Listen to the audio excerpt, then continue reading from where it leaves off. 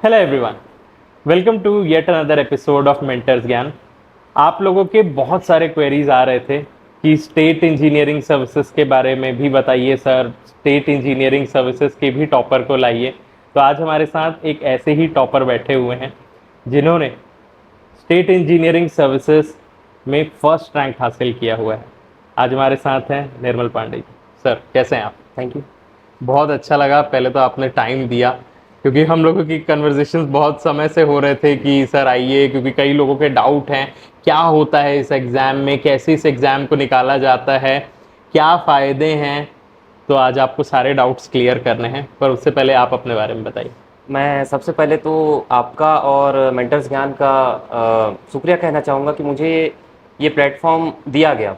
Actually क्या है कि मेरे साथ बहुत सारे स्टूडेंट्स एस्पिरेंट्स जुड़े हुए हैं जो मुझसे पूछते रहते हैं कि सर इसके बाद क्या करें, ये प्रॉब्लम आता है तो क्या करें, कैसे तैयारी करें।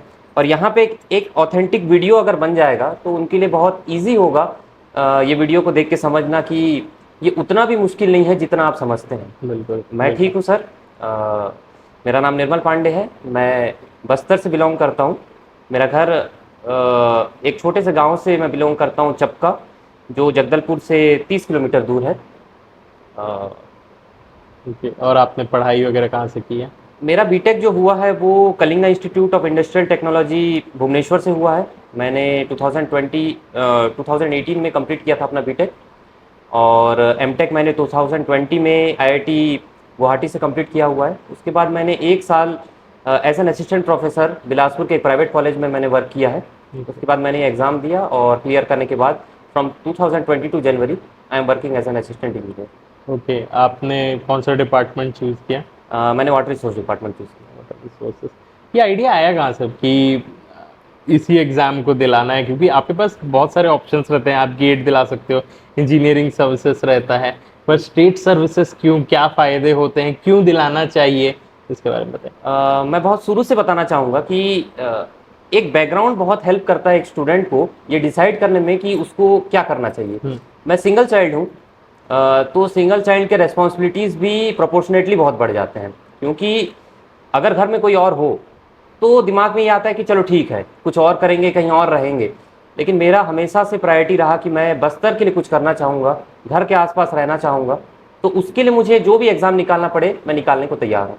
बीटेक में मेरा अच्छा परफॉर्मेंस रहा है। इनफैक्ट मैं डुअल गोल्ड मेडलिस्ट रहा हूँ बीटेक में। तो वहाँ पे भी मेरा प्लेसमेंट एक मल्टीनेशनल कंपनी में हुआ था। इवन मुझे फ़ॉरेन जाने का भी मौका मिला था वहाँ पे। लेकिन क्योंकि क्लैरिटी होनी चाहिए अपनी तैयारी में या फिर अपने गोल्स में, क्लैरिटी होने पे आप अपने गोल्स को जल्दी पालेंगे। मेरा एमटेक करने का एकमात्र उद्देश्य यही था कि आईआईटी का जो माहौल है या फिर जो कहते हैं कि एक पर्सनैलिटी में ग्रोथ आता है आईआईटी से, वो मुझे महसूस करना था। तो गेट मैंने अपने 4th ईयर में ही दिलाया था, मैंने अलग से तैयारी नहीं की थी उसकी। इनफैक्ट कोई भी कोचिंग या टेस्ट सीरीज मैं नहीं दिया हूँ आज तक। तो फिर गेट में एक अच्छा रैंक आने के कारण मुझे आईआईटी गुवाहाटी में अपने मास्टर्स करने का मौका मिला।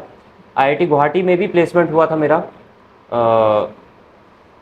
लेकिन वो प्लेसमेंट ऐसा था कि आपको अहमदाबाद, बॉम्बे, दिल्ली ऐसी जगहों पर रहना पड़ेगा और छत्तीसगढ़ इनफैक्ट आने के चांसेस नील के बराबर रहेंगे।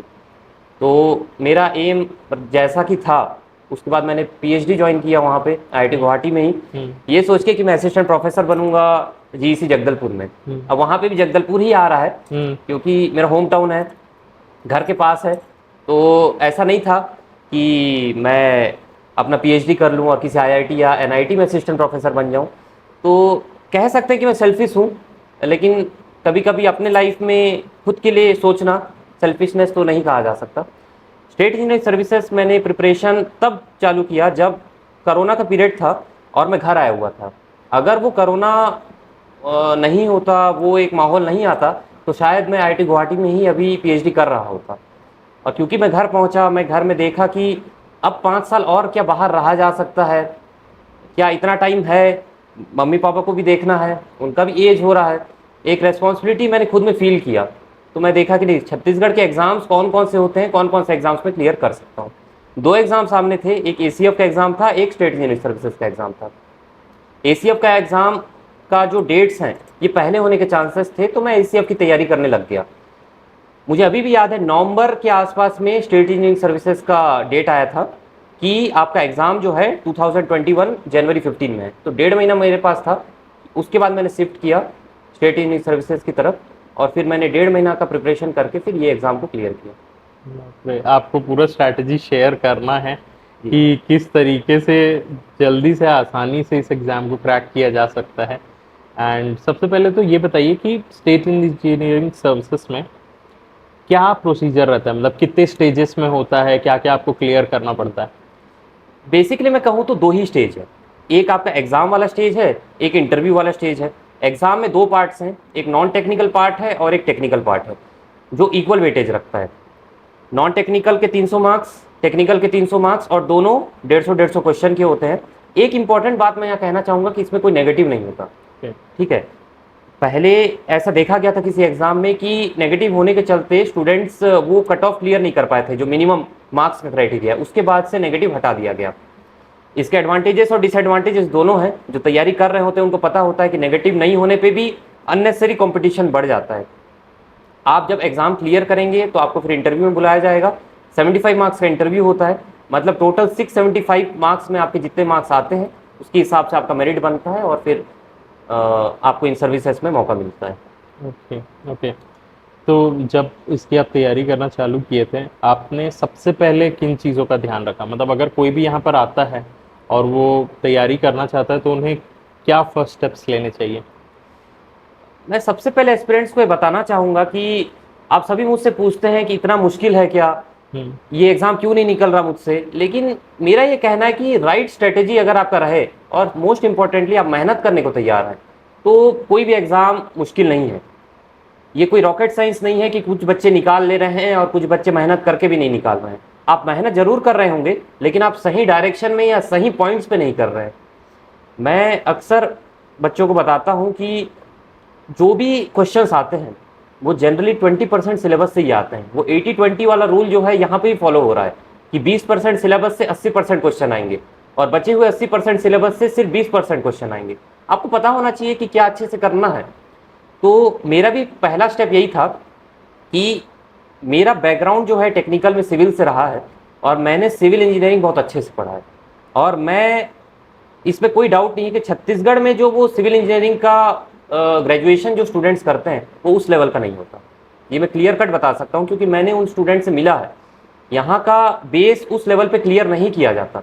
मैं जब अपना बीटेक किया था तो वहाँ पे बहुत अच्छे से पढ़ाया गया था और मैं बहुत अच्छे से पढ़ा भी था।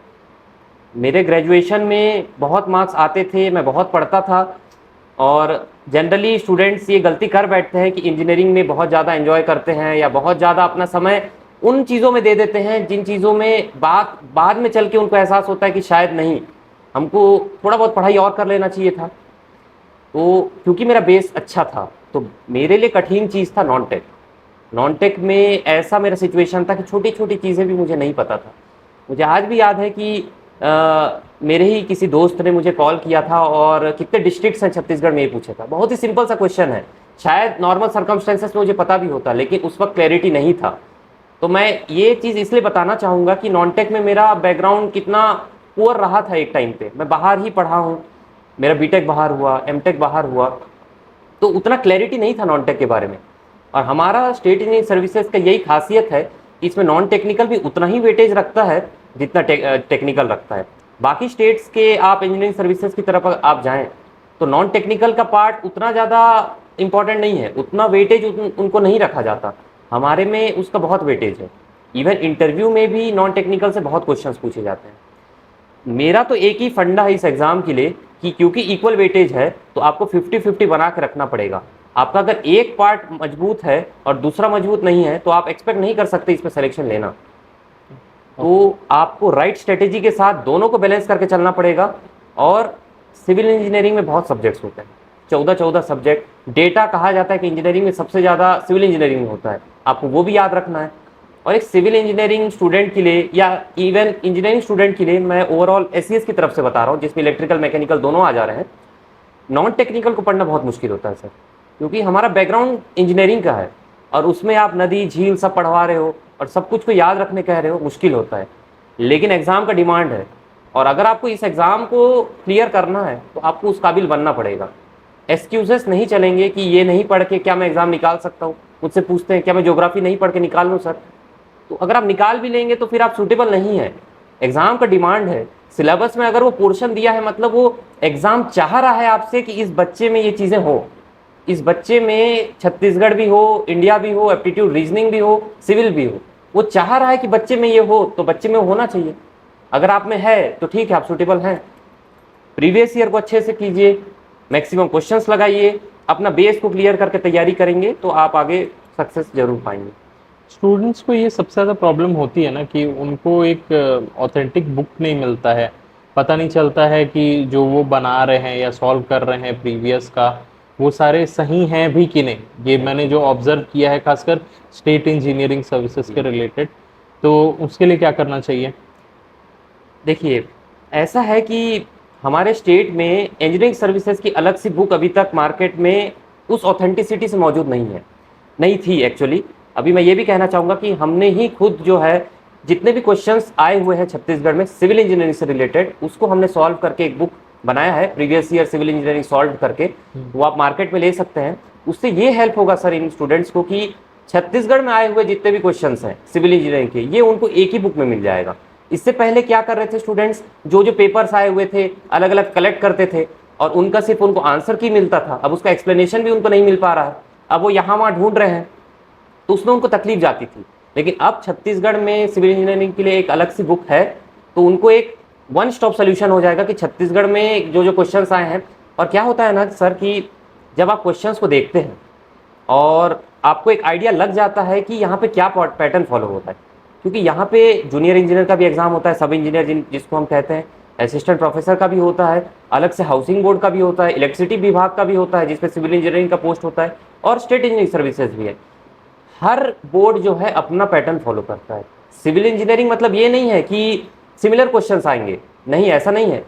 सब इंजीनियर का क्वेश्चन है तो आपको वन स्टेप सोल्यूशन रहेगा, उसका एक स्टेप में सोल्यूशन आएगा, और थोड़ा सा कंसेप्चुअल करेगा आपका स्टेट इंजीनियरिंग सर्विसेज में जिसमें 2 स्टेप या 2 से ज़्यादा स्टेप रहेगा, थोड़ा सा घुमा के देगा आपको क्वेश्चन, आपको एक जगह में वो बुक में मिल जाएगा।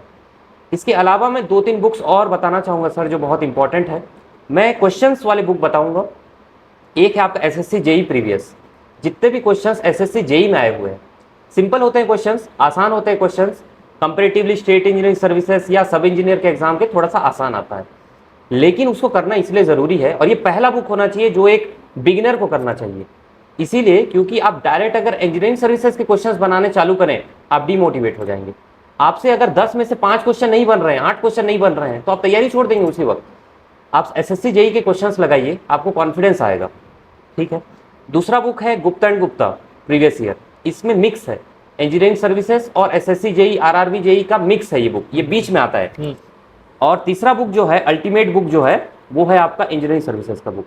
जब तक आप इंजीनियरिंग सर्विसेज के प्रीवियस ईयर बुक नहीं लगाएंगे, आप स्टेट इंजीनियरिंग सर्विसेज क्लियर नहीं कर पाएंगे। आपका कंसेप्ट जो है वो इसी से क्लियर होगा। जो डायरेक्ट क्वेश्चंस होते हैं वो एसएससी जेई वाले बुक से क्लियर हो जाएंगे, लेकिन कंसेप्ट वाले क्वेश्चंस तो आपको इंजीनियरिंग सर्विसेज से बनाने पड़ेंगे। इसके अलावा चौथा बुक जो मैंने अभी डिस्कस किया, ये भी एक मस्ट हो जाएगा, क्योंकि हो ना हो हमारे स्टेट में बहुत क्वेश्चंस रिपीट भी होते हैं। तो जिनको ये आइडिया है कि क्वेश्चंस रिपीट हो रहे हैं और जिनको ये नहीं पता, तो दोनों में ऑब्वियस सी बात है कि एक ज़्यादा एज रखेगा, वो प्रीवियस ईयर क्वेश्चंस को बना के आया है, उसको क्वेश्चंस पता है, वो गलती उसमें कम करेगा। तो आपको प्रीवियस ईयर छत्तीसगढ़ के क्वेश्चंस बनाने ही हैं। छत्तीसगढ़ में क्वेश्चंस रिपीट होते हैं 30 to 40%, और आपको उसका फ़ायदा उठाना चाहिए। ये आपका टेक्निकल रहना। मुझे ये बताइए कि अगर हम लोग गेट की तैयारी कर रहे हैं, ईएससी की तैयारी कर रहे हैं, तो क्या हम लोगों का ऑटोमेटिकली स्टेट इंजीनियरिंग सर्विसेज निकल जाएगा? निकल भी सकता है सर, लेकिन बात यह है कि जैसे कि मैंने कहा क्वेश्चंस का पैटर्न अलग हो जाता है। जैसे मैं गेट का पहले बताता हूँ। गेट में 1 मार्क्स वाले होते हैं, 2 मार्क्स वाले होते हैं, और सबसे बड़ा डिफरेंस तो है गेट में कि उसमें कैलकुलेटर अलाउड है। तो क्वेश्चंस आपको ऐसा पूछ सकता है गेट जिसमें हैवी कैलकुलेशन हो। हमारे स्टेट में क्वेश्चंस वैसे ही पूछेगा जो बिना कैलकुलेटर के आप बना सकें। तो अगर आपको गेट के क्वेश्चंस लगाने भी हैं तो मेरा एडवाइस रहेगा कि आप 1 मार्क्स वाले क्वेश्चंस लगाइए, वो चांसेस है आपके स्टेट में आने के। लेकिन 2 मार्क्स वाले जिसमें कैलकुलेशन ज़्यादा है वो क्वेश्चंस नहीं आएंगे। इंजीनियरिंग सर्विसेज में भी ऐसा ही है सर, कुछ कुछ क्वेश्चंस वो जानबूझ के ऐसे रैंडम देते हैं, जो पैटर्न है इंजीनियरिंग सर्विसेज का वो बच्चों को परेशान करने के लिए है। वो क्वेश्चन स्टेट में नहीं आने वाले। ये मतलब नहीं है कि स्टेट में रैंडम क्वेश्चंस नहीं आते हैं, लेकिन उस टाइप के नहीं आते हैं जैसे इंजीनियरिंग सर्विसेज के हों। सिर्फ यही दो बनाने से क्या हो जाएगा, मेरा मानना है नहीं, आपको Gupta and Gupta, SSC, JE बनाना पड़ेगा, तब आप प्रॉपर एक मिक्स तैयार कर पाएंगे क्वेश्चंस को बनाने का। इंजीनियरिंग सर्विसेज का सिर्फ अगर आप बना के आएंगे तो हो सकता है 150 में आप 50 से 60 क्वेश्चन अच्छे से बना पाए जो टफ हो, लेकिन जो आसान है, जो डायरेक्ट वाले थे, क्योंकि आपने प्रैक्टिस नहीं किया तो आप नहीं बना पाएंगे।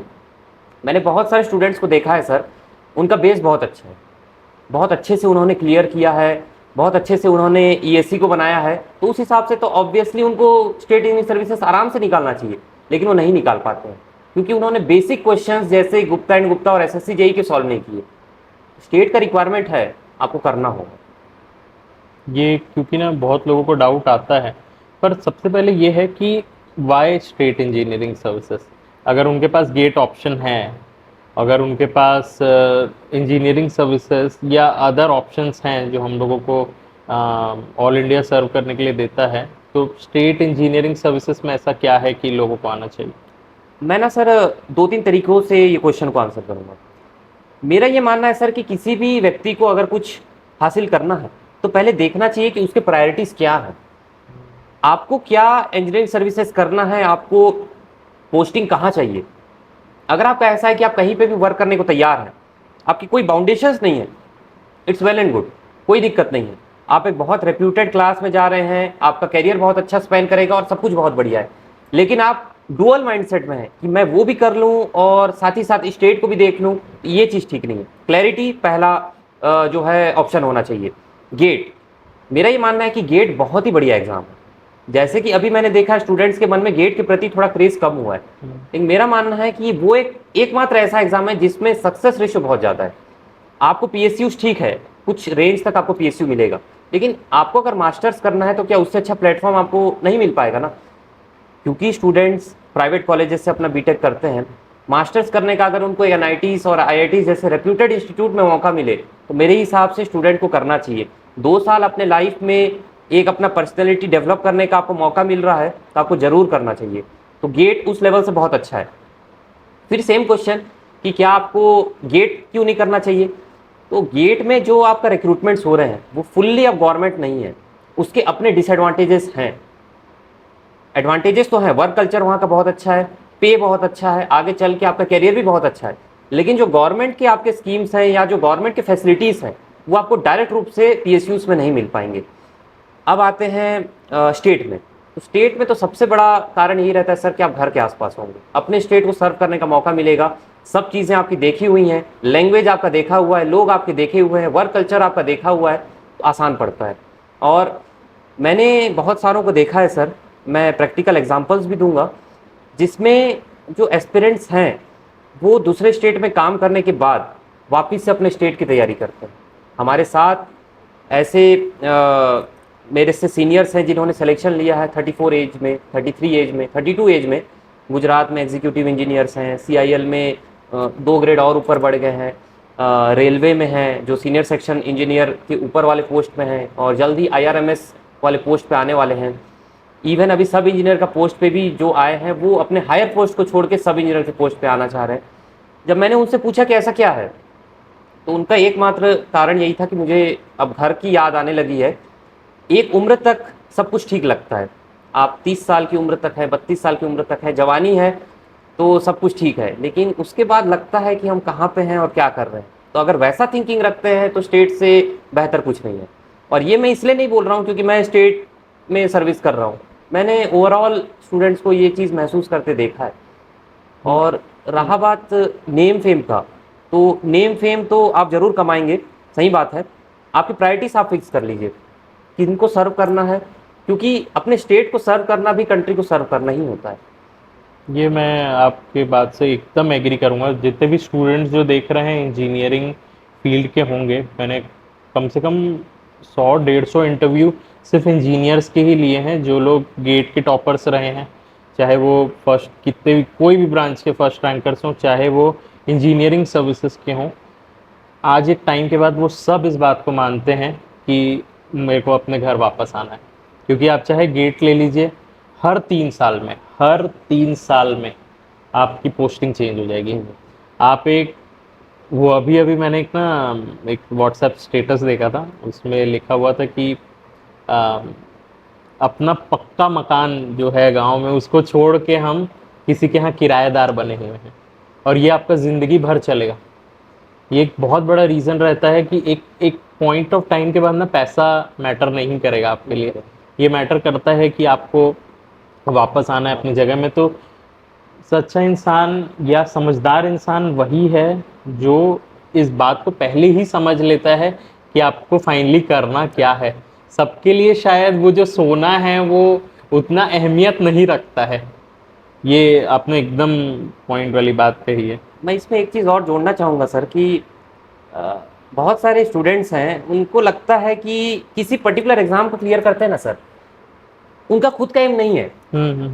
उनको क्योंकि क्लियर करना है तो चलो कर लेते हैं, हम्म। मैं क्लियर करूंगा तो मेरा नाम हो जाएगा। हम्म। अब क्लियर कर लिए, नाम हो गया, पोस्टिंग मिल गया, सालों के बाद लग रहा है यार मैं क्या लोगों के लिए एग्जाम क्लियर किया हूँ, मेरा इसमें पर्सनल कहाँ है, मैं कहाँ खुश रहता, यहाँ पे खुश रहता कि वहाँ पे खुश रहता। तो बहुत सारे एग्जाम्स ऐसे हैं कि लोग जो है वो नेम फेम के लिए ज़्यादा क्लियर करते हैं। जबकि मैं इस पॉइंट पे एस्पिरेंट्स को ये कहना चाहूँगा कि आप अपने प्रायोरिटीज़ को फिक्स कर लीजिए, आपको करना क्या है, आपको किस चीज़ में खुशी मिल रही है। जब वो आप वो चीज़ को जान लेंगे ना, तो उसके बाद तैयारी करना भी आसान हो जाता है सर। आप एक चीज़ पे फोकस कर पाते हैं, आपका एम क्लियर हो जाता है तो ज़्यादा एफर्ट लगता है। और कभी भी ये तो हो गया अपने पर्सनल रीजंस। दूसरा चीज़, अपने मन में एक ऐसी भावना जरूर रखिएगा कि लोगों के प्रति मुझे काम करना है। जैसे मैं शुरू में ही जब ये फॉर्म भरा था तो मेरे प्रेफरेंसेस को मैंने सॉर्ट आउट कर लिए थे। तो मैं एक फार्मिंग बैकग्राउंड से आता हूँ, मेरा जो परिवार रहा है, पिताजी हों या मेरे उसके ऊपर के दादाजी हों, तो वो किसान रहे हैं। तो अब हालांकि हम डायरेक्ट किसानी नहीं करते और फील्ड को किसी और को दे देते हैं लीज पे, लेकिन फिर भी जुड़ाव उस पर रहा है। तो हो ना हो मेरे मन में ये रहा है कि किसानों के प्रति मेरी एक जवाबदारी है और मैं इस प्रोफेशन में रह के उस चीज़ को पूरा कर सकता हूँ।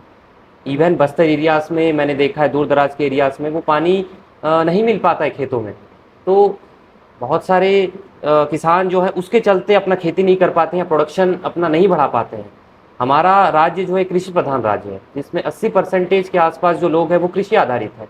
तो आप उन कृषि आधारित लोगों के लिए अगर काम कर रहे हैं तो उससे अच्छा काम क्या हो सकता है, उससे अच्छा सेवा क्या हो सकता है। आप एक गवर्नमेंट सर्वेंट हैं या फिर आप गवर्नमेंट सर्वेंट बनना चाह रहे हैं, आप ऑफिसर हैं या ऑफिसर बनना चाह रहे हैं, वो नाम है ऑफिसर, लेकिन आप एक सर्वेंट हैं, आप किसी के नौकर हैं।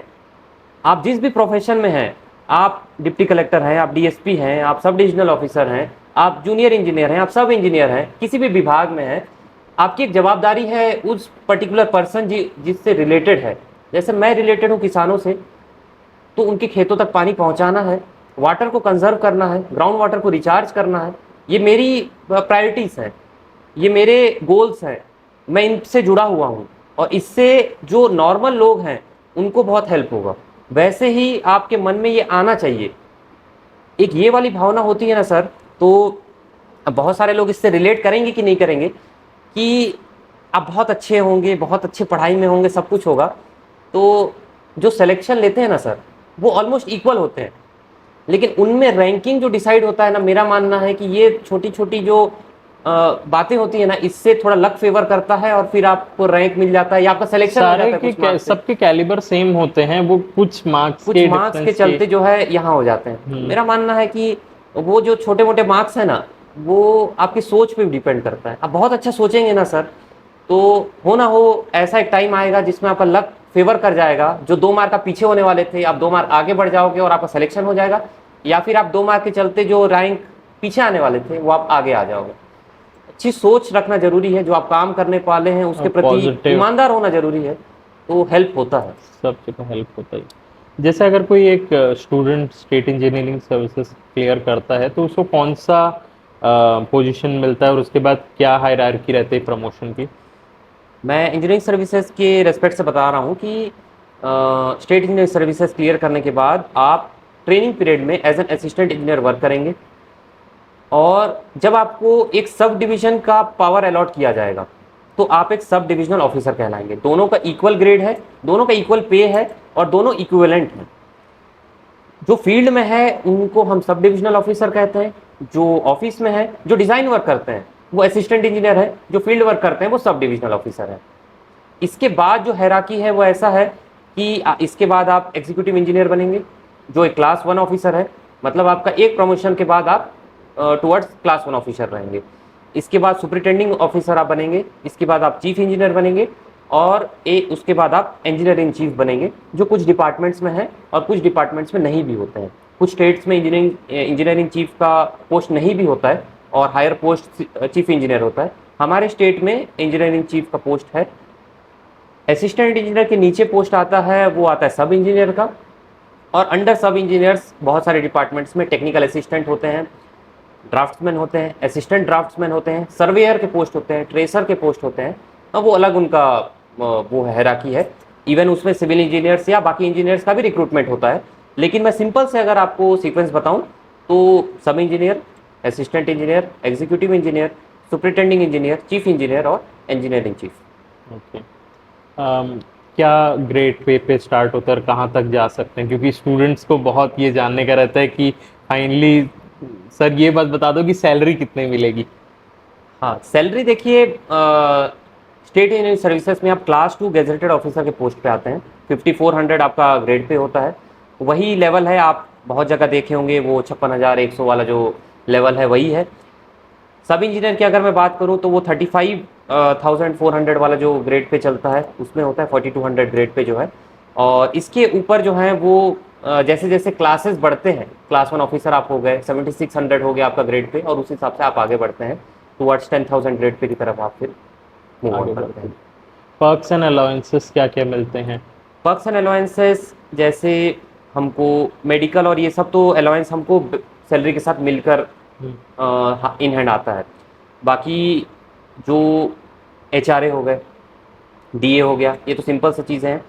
ट्रैवल अलाउंस मिलता है अगर आप फील्ड में हैं, आप कितने ट्रैवल किए, एक दिन का इतने किलोमीटर फिक्स रहते हैं, उसके ऊपर का सरकार आपको नहीं देगा, लेकिन वो एक पर्टिकुलर लिमिट है जो उसको आप जनरली क्रॉस नहीं भी करेंगे। तो एक ट्रैवल अलाउंस हो गया। इसके अलावा भी कुछ कुछ बेनिफिट्स हैं जो आपको इन हैंड सैलरी में मिलते हैं। मेन मेरे पूछने का मुद्दा ये था कि गाड़ी, बंगला, अच्छा। नौकर चाकर, ये सब जो लोगों को बाहर से बहुत ज़्यादा अट्रैक्ट करता है, उसके बारे में। ऐसा है कि अगर आप फील्ड में होंगे, अगर आपको फील्ड वर्क का वो रहेगा, एग्जीक्यूटिव इंजीनियर आप रहेंगे तो आपके पास एक पर्सनल गाड़ी रहेगा। इवन सब डिविजनल ऑफिसर्स को भी पर्सनल गाड़ी मुहैया कराई जाती है, डिपेंडिंग कि वो फील्ड में है कि नहीं। अगर आप एज एन ऑफिस वर्क में हैं तो आपको वो प्रोवाइड नहीं करवाया जाएगा, लेकिन आप फील्ड में हैं तो आपको ज़रूर प्रोवाइड करवाया जाएगा। आपको क्वार्टर्स प्रोवाइड होते हैं, लेकिन क्वार्टर्स के अभी गवर्नमेंट में जो हालत है वो कुछ डिग्रेड हो गए हैं, तो नए नए क्वार्टर्स बन रहे हैं। कुछ कुछ डिस्ट्रिक्ट्स में अवेलेबल होते हैं, कुछ में नहीं होते हैं। अगर आप क्वार्टर्स अवेल करते हैं तो आपको HRA नहीं मिलेगा, अगर आप नहीं करते हैं तो आपको HRA मिलता है। ये आगे चल के इसके जो पर्क्स हैं या फिर कह सकते हैं कि फैसिलिटीज़ हैं, ये बढ़ते जाती हैं। ओके। नेक्स्ट क्वेश्चन जो स्टूडेंट्स की तरफ से आता है कि सर एग्ज़ाम कब होने वाला है? अभी ऐसा है कि आपका स्टेट इंजीनियरिंग सर्विसेज का एक रिज़ल्ट आने वाला है, जो हमारे बाद वाला 1 साल बाद वाला है, उस पे कुछ केस लगा हुआ है जिसके चलते उसका रिज़ल्ट रुका हुआ है। मैं ये बताना चाहूँगा कि हमारे स्टेट में, चाहे वो वाटर रिसोर्स डिपार्टमेंट हो जिसमें अभी 400 पोस्ट का भर्ती हुआ है सर, सब इंजीनियर का, अभी स्टेट में 400 पद एक साथ आता नहीं है जनरली हमारे स्टेट में, लेकिन इस बार आया। इसके बाद भी हमारे विभाग में 737 पोस्ट खाली है, जो एक बहुत बड़ा नंबर है, वो जल्द ही निकल सकता है। इसके अलावा PWD, PHE, RES, ये सभी में असिस्टेंट इंजीनियर और सब इंजीनियर पे भर्ती जल्द होने वाली है, क्योंकि सभी में पोस्ट खाली है। वर्कफोर्स नहीं रहेगा तो काम कैसे होगा, जल्द आएगा पोस्ट। और स्टेट इंजीनियरिंग सर्विसेज का जो रिजल्ट है वो भी अभी कोर्ट में चल रहा है और उसके भी जल्द आने के चांसेस हैं, जितने कि मैंने सुना है। इसके अलावा हाउसिंग बोर्ड और CSE भी अपने अलग से एग्ज़ाम्स करवा सकते हैं, वो एक इंडिविजुअल बॉडी है। एक एनवायरनमेंट असिस्टेंट बोर्ड भी होता है, उसके भी एग्ज़ाम्स जल्दी होने वाले हैं। और असिस्टेंट प्रोफेसर लेक्चरर, ये एक पोस्ट है जिसमें आपका MTech एलिजिबल होते हैं असिस्टेंट प्रोफेसर के लिए। और लेक्चरर के लिए बीटेक एलिजिबल है, ये भी जल्द होने के चांसेस हैं। बिल्कुल सर। तो एस्पिरेंट्स के लिए अच्छा मौका है, ये एक गोल्डन पीरियड है सर, जिसमें सिविल इंजीनियरिंग के बहुत पोस्ट आए हैं और आने भी वाले हैं, तो इसका फायदा आपको उठाना चाहिए। तो सर ये बताइए कि अगर कोई स्टेट इंजीनियरिंग सर्विसेज क्लियर करता है तो उसकी पोस्टिंग कहाँ कहाँ हो सकती है? जैसे कि स्टेट के एग्ज़ाम्स हैं तो स्टेट में कहीं पे भी हो सकता है, और मेरा ही मानना है कि शुरुआत से ही आपका ये सोचना कि मैं सिर्फ पर्टिकुलर जगह में काम करूँगा, ये ठीक नहीं है। आपको एज अ होल स्टेट के लिए आपने एग्ज़ाम दिया है। जब आप तैयारी कर रहे थे नॉन टेक्निकल का, तो ऐसा सोचे थे कि आप बिलासपुर में हैं तो मैं सिर्फ बिलासपुर डिवीज़न का पढ़ के चले जाऊँ और बस्तर और सरगुजा का नहीं पढ़ के जाऊँ? नहीं। तो स्पेसिफिक ये क्वेश्चन इसलिए भी आ रहा है क्योंकि बहुत सारे स्टूडेंट्स बस्तर सरगुजा नहीं जाना चाह रहे हैं, वो सेंटर बेल्ट में रहना चाहते हैं। उसके अपने एडवांटेजेस हैं, पता है, लेकिन हमारा राज्य बस्तर और सरगुजा के ट्राइब्स और कल्चर और नेचर से ही बना है। जब आप छत्तीसगढ़ को प्रोजेक्ट करते हैं तो क्या रायपुर और बिलासपुर को प्रोजेक्ट करते हैं? नहीं करते। आप चित्रकूट को दिखाते हैं, आप जंगलों को दिखाते हैं, आप हमारे ट्राइब्स को दिखाते हैं, बस्तर दशहरा को दिखाते हैं, मैनपाट को दिखाते हैं। तो तब तो आप ये नहीं सोचते कि ये सेंटर बेल्ट अलग है और ये अलग है। लेकिन जब वर्क करने का बात आता है तब क्यों स्वार्थी बनना? ये ठीक है, आपका घर है, आपको एक टाइम के बाद वो घर का मुंह आपको खींच लाएगा, लेकिन शुरू से ये थिंकिंग नहीं रखना है। पोस्टिंग कहीं पे भी हो सकता है और कहीं पे भी वर्क करने का एक फ्लेक्सिबिलिटी होनी चाहिए। जब एडवर्स सिचुएशन में भी इंसान काम कर जाता है तो सामने वाला जो पाथ है वो आसान हो जाता है। और ऐसा भी है कि आपका पोस्टिंग तो आप कहीं हो भी तो भी 3 साल के बाद आप कहीं और होगे। तो आप ये तो नहीं सोच सकते ना कि मैं यहाँ पे हूँ अब यहीं पे रहूँगा। एक हेडक्वार्टर्स है, आप हेडक्वार्टर में पोस्टिंग ले रहे हैं या चीफ इंजीनियर के ऑफिस में पोस्टिंग ले रहे हैं, वो अलग सीन है। या सर्कल में ले रहे हैं, सर्कल हेड करते हैं अपने सुपरिटेंडिंग इंजीनियर, तो वो अलग बात है। अगर आप ऑफिस अटैच हैं तो अलग बात है, लेकिन आप फील्ड में हैं, आप ये एक्सपेक्ट नहीं कर सकते कि आप यहीं पे हैं और यहीं पे रहेंगे। तो मैं तो यही कहूँगा कि हर जगह एक्सप्लोर कीजिए, अपना ही राज्य है, अलग अलग अलग अलग जगह जाइए, अलग अलग चीज़ें देखिए। बिल्कुल बिल्कुल। एक थोड़ा अब हम लोग एग्ज़ाम स्पेसिफिक होते हैं। सबसे पहले स्टेट इंजीनियरिंग सर्विसेज, क्योंकि हमारे साथ रैंक 1 है, तो पहले पोर्शन में जो हम लोगों का होता है जीएस के पार्ट को कैसे किया जाए और टेक्निकल के पार्ट को कैसे किया जाए? हमारे स्टेट में जो स्टेट इंजीनियरिंग सर्विसेज है, नॉन टेक्निकल और टेक्निकल दोनों इक्वल वेटेज रखते हैं। तो सीक्वेंस जो होता है नॉन टेक्निकल का वो थोड़ा सा ट्रिकी है कि पीएससी जो है वो कभी पैटर्न चेंज कर देते हैं। जैसे कभी क्या करते हैं कि छत्तीसगढ़ का पोर्शन को कर देंगे 25 क्वेश्चंस, एप्टीट्यूड को 50 और इंडिया जीएस को 75। कभी कभी तीनों का 50 रखेंगे और कभी कभी ऐसा। तो मतलब इंसान ये भी नहीं सोच पाएगा कि यार मैं इसको 50 करूं, 25-75 करूं कि क्या करूं। लेकिन अभी पिछले दो बार से या 3 बार से यही हो रहा है कि 50-50-50 का पैटर्न चल रहा है, और आगे भी जो एग्जाम्स होंगे 80% चांसेस हैं कि वो वही रहेगा। इस बार का जो हमारा जो नॉन टेक्निकल एग्जाम था वो कंपैरेटिवली आसान था अभी पिछले वाले एससीएस से। ये 2 नॉच ऊपर आया था हमारे वाला एग्जाम से नॉन टेक्निकल का, और टेक्निकल का जो एग्जाम था हमारा वाला 1 नॉच ऊपर था और ये वाला जो है 1 नॉच नीचे था। इसलिए इस बार वाला कट ऑफ थोड़ा कम जाने वाला है। नॉन टेक्निकल अब बहुत इंपॉर्टेंट हो गया है क्योंकि बहुत हार्ड क्वेश्चंस पूछे जा रहे हैं। मैं इस बार वाला पेपर देखा था और मैं देख के ये शॉक हो गया कि एक इंजीनियरिंग स्टूडेंट के लिए इतना डीपली नॉन टेक को पढ़ना आसान नहीं है। उसको सिर्फ 1-2 बुक से जैसे पहले पढ़ के चले जाते थे तो उस लेवल से नहीं होने वाला। जैसे मैं अपना प्रिपरेशन स्ट्रेटेजी बताऊंगा कि मैं छत्तीसगढ़ जीएस के लिए हरिराम पटेल सर की बुक प्रेफर किया था और तुतेजा का क्वेश्चन बैंक मैंने लगाया था। हरिराम सर की बुक मैंने 3 बार लगाई थी और तुतेजा का क्वेश्चन बैंक मैंने 1 बार लगाया था, इतना किया था। लेकिन मैं जीएस को जब भी पढ़ा हूँ वो एज अ लाइबिलिटी मैंने नहीं देखा है जीएस को। जैसे कि टेक्निकल स्टूडेंट्स देखते हैं कि नॉन टेक्निकल पार्ट हमारे लिए एक लाइबिलिटी है, जिसको बोझ है, जिसको हमको जैसे भी करके उतारना है। बोझ नहीं है, आपको आगे चल के बहुत काम आने वाला है। इंटरव्यू बेसिकली उसी पे बेस्ड होता है। नॉन टेक्निकल में उसके बाद वाला पोर्शन है इंडिया जीएस का। मैंने लूसेंट को फॉलो किया था। लूसेंट का बुक एक बहुत ही कॉम्प्रिहेंसिव और सब कुछ उसमें दिया हुआ है, बहुत अच्छी बुक है। अच्छे से अगर आप लूसेंट करते हैं तो मैक्सिमम क्वेश्चंस आपसे बन जाएंगे। तीसरा पोर्शन एप्टीट्यूड रीजनिंग का है। मेरा एप्टीट्यूड रीजनिंग बहुत स्ट्रांग रहा है बीटेक से ही या बीटेक से पहले से मैथ्स वाले जो भी पोर्शन है ना, मैं पढ़ के जाऊं या नहीं पढ़ के जाऊं, क्वेश्चन मुझे दिखेगा, मैं जैसे भी करके बना लूंगा। एक हार्ड एंड फास्ट रूल जो होता है ना कि ये पैटर्न से चलो, ये सीक्वेंस अपनाओ, ये नहीं। एप्टीट्यूड का कोई एक तरीका होता ही नहीं है। क्वेश्चन को देखो, आपको आंसर लाना है, जिधर से घूम के लाना है आप ले आओ। तो मेरा क्योंकि स्ट्रांग रहा है तो मैं अलग से उसका तैयारी नहीं किया था। लेकिन जिनका वीक है, और मैं स्टूडेंट्स को देखता हूँ कि एप्टीट्यूड रीजनिंग बहुत वीक है, कैलकुलेशन वीक है, जो कैलकुलेशन हमारे टेक्निकल में काम आता है वो भी वीक है। ऐसा सिचुएशन इनको आ जाता है कि 45x5 को भी इनको कैलकुलेट करना पड़ता है कि कितना आ रहा है, और हमारे यहाँ कैलकुलेटर तो है नहीं। अब आप उसको कैलकुलेशन कर रहे हैं, एक व्यक्ति जिसका कैलकुलेशन बहुत फास्ट है वो आपसे आगे रहेगा, क्योंकि एक क्वेश्चन और बना लेगा उस टाइम में, और फिर आप बाद में बोलोगे सर मेरे को टाइम नहीं मिला। टाइम पर्याप्त था, पूरा पर्याप्त था, आप आराम से क्वेश्चन बना के 20 मिनट और एक्स्ट्रा देख भी सकते थे उसको, लेकिन आपका कैलकुलेशन वीक है। ये 3 पोर्शन है आपके नॉन टेक्निकल में। लेकिन अब नॉन टेक्निकल उस लेवल का नहीं आ रहा है, तो आपको और डीपली पढ़ना पड़ेगा। डीपली इन द सेंस कि अब आपको शायद हिस्ट्री के लिए अलग से बुक उठाना पड़े, अब आपको ज्योग्राफी के लिए अलग से बुक उठाना पड़े, कॉन्स्टिट्यूशन के लिए अलग से बुक अपनाना पड़े। जैसे एम लक्ष्मीकांत बहुत फेमस बुक है, लेकिन मैं अपने प्रिपरेशन में उसको पढ़ने का मुझे जरूरत नहीं पड़ा, क्योंकि वो जो बेसिक क्वेश्चंस थे वो हमारे एग्जाम में आए थे और वही पैटर्न चल भी रहा था। लेकिन अब थोड़ा डीप आ रहा है, तो आपको पर्टिकुलर बुक्स को भी फॉलो करना पड़ेगा। लेकिन जो बुक्स मैंने बताए हैं ये एक बेसिक बुक है, जिसको पढ़े बिना आप क्लियर नहीं कर पाएंगे। हमारे छत्तीसगढ़ में 2-3 पब्लिकेशन के बुक्स हैं, बहुत फेमस हैं, मैंने 2 के नाम आपको बता दिए, और भी होंगे। इंडिया जीएस के लिए आप लूसेंट फॉलो कर सकते हैं, बहुत अच्छी बुक है। एप्टीट्यूड रीजनिंग के लिए आप RS अग्रवाल या फिर यूट्यूब में बहुत सारे आजकल चैनल्स हैं जिसमें आप देख सकते हैं। इसके बाद एक पोर्शन होता है वो करंट अफेयर्स का। अब करंट अफेयर्स में इतना परेशान हो जाते हैं बच्चे कि 6 महीना का पढ़ूं, 1 साल का पढ़ूं, कितना पढ़ूं, इतना वास्ट पोर्शन है।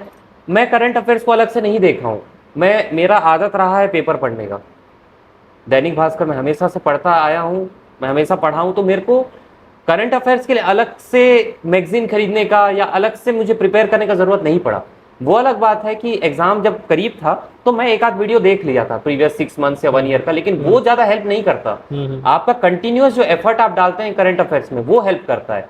करंट अफेयर्स कोई ऐसा चीज नहीं है जो 2 दिन 3 दिन में आप पढ़ के उसको याद रख लो। पढ़ तो लोगे, लेकिन इतना माइन्यूट डिटेल्स हैं कि आप याद कैसे रखोगे। ये नॉन टेक्निकल का पार्ट है। टेक्निकल में 14 सब्जेक्ट्स हैं।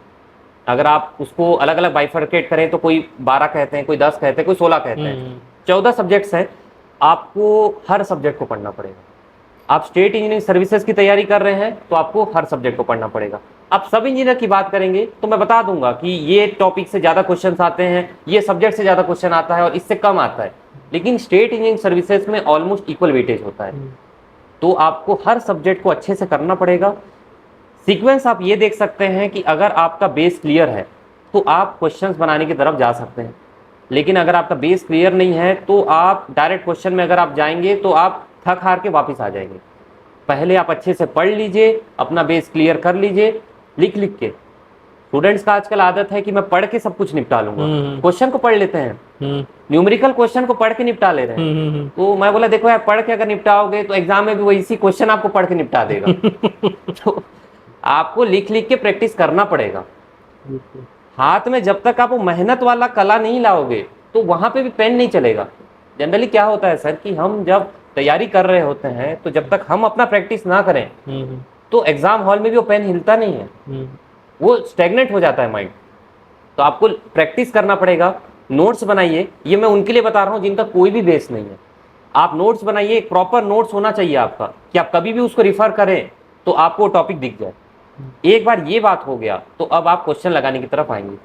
मैं शुरू से बताऊंगा कि आपको कौन कौन से बुक्स पहले लगाने हैं। मैं स्टेट पे ओरिएंट कर रहा हूं अभी। आपको सबसे पहले एसएससी जेई का प्रीवियस लगाना है, इसके बाद आपको गुप्ता एंड गुप्ता वाली बुक लगानी है, इसके बाद आपको ईएससी लगाना है, प्रीवियस इंजीनियरिंग सर्विसेज का जो बुक है, और इसके बाद आपको लगाना है जो बुक का मैंने अभी डिस्कस किया था जो छत्तीसगढ़ पे बेस्ड है, छत्तीसगढ़ का प्रीवियस ईयर पे बेस्ड है। ये 4 बुक आपको लगाने ही लगाने हैं। इसके अलावा भी बहुत सारे बुक्स हैं, लेकिन ये 4 बुक में एग्जाम निकल जाएगा। इसके अलावा बुक्स हैं, सर मैं ये लगा लूँ क्या, मैं एगोर का बुक लगा लूँ क्या, मैं एस चांद का बुक लगा लूँ क्या। लगाने को तो मैं आपको 10 बुक बता दूँ, लेकिन आप कितना करना चाह रहे हैं, ये 4 में उतने क्वेश्चंस मिल जाएंगे जितने आपके एग्जाम में पूछेगा और जितना में सिलेक्शन होता है। बिल्कुल। एस्पिरेंट्स का एक और आदत है, वो उन क्वेश्चंस पे चले जाते हैं जो एकदम रैंडम हो। कभी कभार आया हुआ है, 5 साल में एक बार उस टॉपिक से पूछ रहा है, लेकिन अब बच्चे क्या कर रहे हैं कि मैं वो टॉपिक को पढ़ने लग जाऊंगा, 3-4 दिन तक वो टॉपिक को पढ़ रहे हो। आप स्मार्ट नहीं हो, आप मेहनती हो लेकिन आप स्मार्ट नहीं हो। और आजकल कॉम्पिटिटिव एग्जाम में सिर्फ मेहनती इंसान का सिलेक्शन नहीं होता, आपको स्मार्ट होना जरूरी है। आज का वो युग है जिसमें 4 महीना पढ़ के भी इंसान सिलेक्शन ले रहा है और 4 साल पढ़ के भी सिलेक्शन नहीं ले रहे हैं। मेहनत में तो कोई कमी नहीं था, लेकिन आप अगर वो टॉपिक को पढ़े जा रहे हैं जिसके क्वेश्चंस रैंडम है, इरेटिक है और कोई भरोसा नहीं है कि इस बार आ रहा है कि नहीं, आप उस पर समय दे रहे हैं, तो ये ठीक नहीं है। आप उन चीज़ों पे पहले फोकस कीजिए जो हमेशा आते हैं। वो 80-20 वाला रूल है, 20% पोर्शन बहुत इंपॉर्टेंट होता है, अच्छे से कीजिए और बाकी 80% को इतना पढ़ लीजिए कि आपका क्वेश्चन अगर आए तो आप अटेम्प्ट कर पाएं। 80% में तो आराम से सिलेक्शन होता है। बिल्कुल। हाँ, एक और क्वेश्चन जो आता है, मतलब एकदम सिली सा क्वेश्चन है कि सर इंग्लिश मीडियम में रहेगा कि हिंदी मीडियम में रहेगा, कि किस टाइप के क्वेश्चन रहते हैं? देखिए, इंग्लिश हिंदी हमारे इंजीनियरिंग में तो ऐसा है कि जनरली अभी इंग्लिश ही चल रहा है, अब वो इंग्लिश में कमांड होना चाहिए। डिप्लोमा में जनरली हिंदी वाले पोर्शन अभी चल रहे हैं जिनको बहुत तकलीफ होता है इंग्लिश में, लेकिन आप टेक्निकल को प्योरली इंग्लिश ही रखना और वो इंग्लिश ही है।